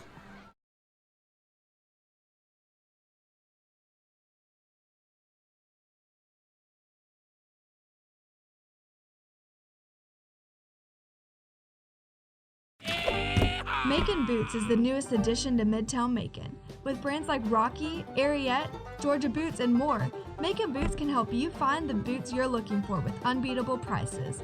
Whether it's boots for work, everyday wear, or maybe boots are just your thing, we have a whole selection from America, Canada, and Australia. While you're here, make sure to check out our authentic belt buckles, handmade knives, genuine leather wallets, and much more that you can only find at Macon Boots. We fit Macon.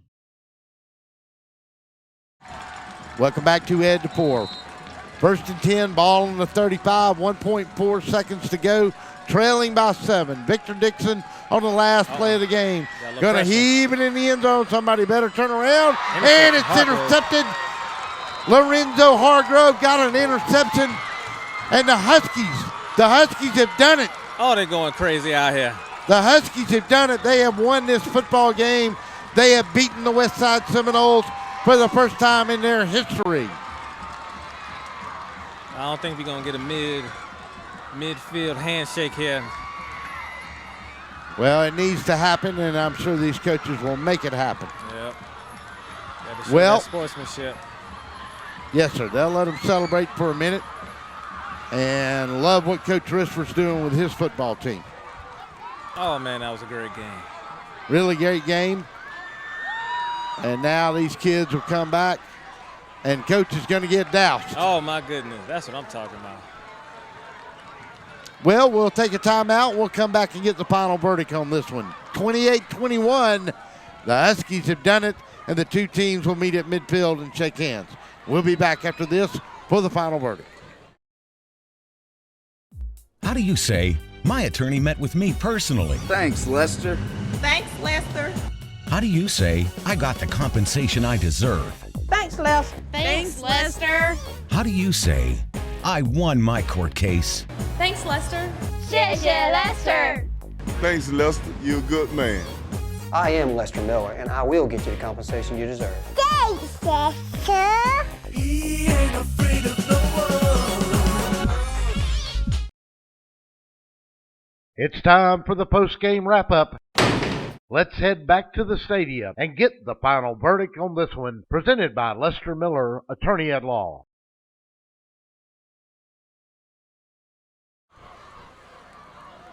Welcome back to Ed DePore. And we are back for the final verdict on this one, presented by Lester Miller, attorney at law. Let's recap our scoring really quickly here. In the first, it was Stewart with a pass play, Aiden Stewart on 42 yards from Quentin Sewell. That put the Huskies up 7-0. Then Farrar on a 25-yard pass from Victor Dixon, and the extra point was no good, made it 7-6. That's where we stayed till the second, and we went to the half. Third quarter tied at 21-all, and with 15 seconds to go in this ball game, Quentin Sewell hit Jarvasia Meadows with a 34-yard touchdown pass. Extra point by Elizabeth Rodenroth was good, and that's where we ended this one, 28-21. First time in Howard history they have defeated Westside, and they move to 3-1 on the season. The Huskies go to 2-2. Now let's go down on the sideline for a VitaFuse sideline report, and let's bring back in our man down on the sideline. And Jordan, your thoughts on this one? What a play at the end of it. Oh, man, this was a crazy game. Huskies came through when it really mattered. Meadows came up big with the catch. Nice adjustment on the catch. It was a little inaccurate, but he got there, and big players make big plays. Well, he is. We'll come back for our Crosby Roofing and Seamless Gutters Player of the Game. We'll take a quick timeout. We'll come back and present it. Okay, where are my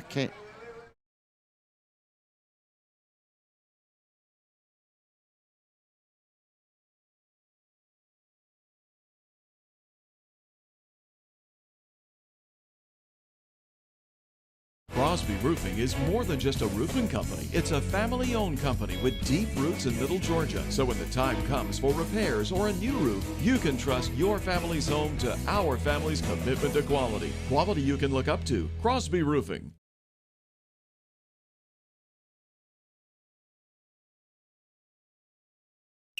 Oh my, what a pizza pie. Take one bite and you'll say it too.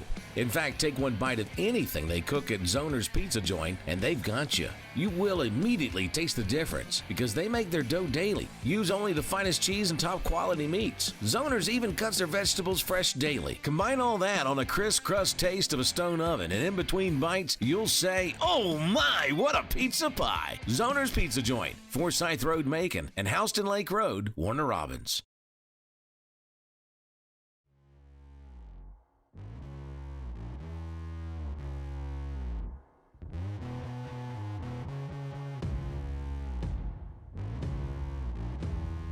To be the best, you need the best in hydration and nutrition. You need VitaFuse Sport IV Nutrition.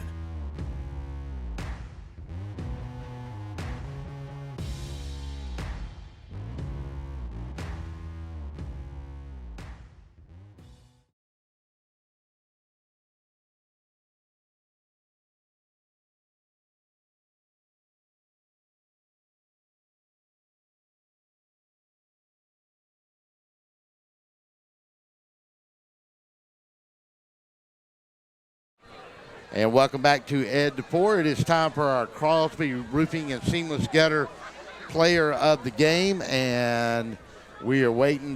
Jordan West is trying to get our man for us there. As soon as we can get him, you got the coach down there with you. Yep, I got them both. Okay, let's go down to the sidelines and let's go to the Player of the Game presentation. Jordan, take it away. I appreciate that, Russell. Coach Carroll, good on the win right there. Good comeback. Tell me a little bit about that. I tell you, the biggest thing is these guys don't never quit. Mm-hmm. And, you know, that's something they've always shown. You know, ever since I've been here, they're going to keep fighting. And if you're able to do that, good things are going to happen. And that's what happened tonight. We ended up making the plays in the fourth quarter. And, you know, there at the end, Quentin hit Meadows on that touchdown right there. Our defense stepped up and got the stops when they need them. And that's what a great football game. Just a great high school football game. Now it's a rivalry. Right. We got the W. Now it's a rivalry. I was going to ask you about that. This is your first win. How you feel about that against Westside? I tell you, I feel awesome right now. You know, and the biggest thing as a coach, you're going to enjoy the night, but now we got to go back to work tomorrow because we got another game coming up. All right, thank you, Coach. Thank you. Play the game. That's what I'm talking about. Mr. Meadows here. Appreciate it. At the end right there, you had to adjust for the pass. How did you make that happen? Tell us. Just focus on the ball. You know, we had to come out with a win, so we won.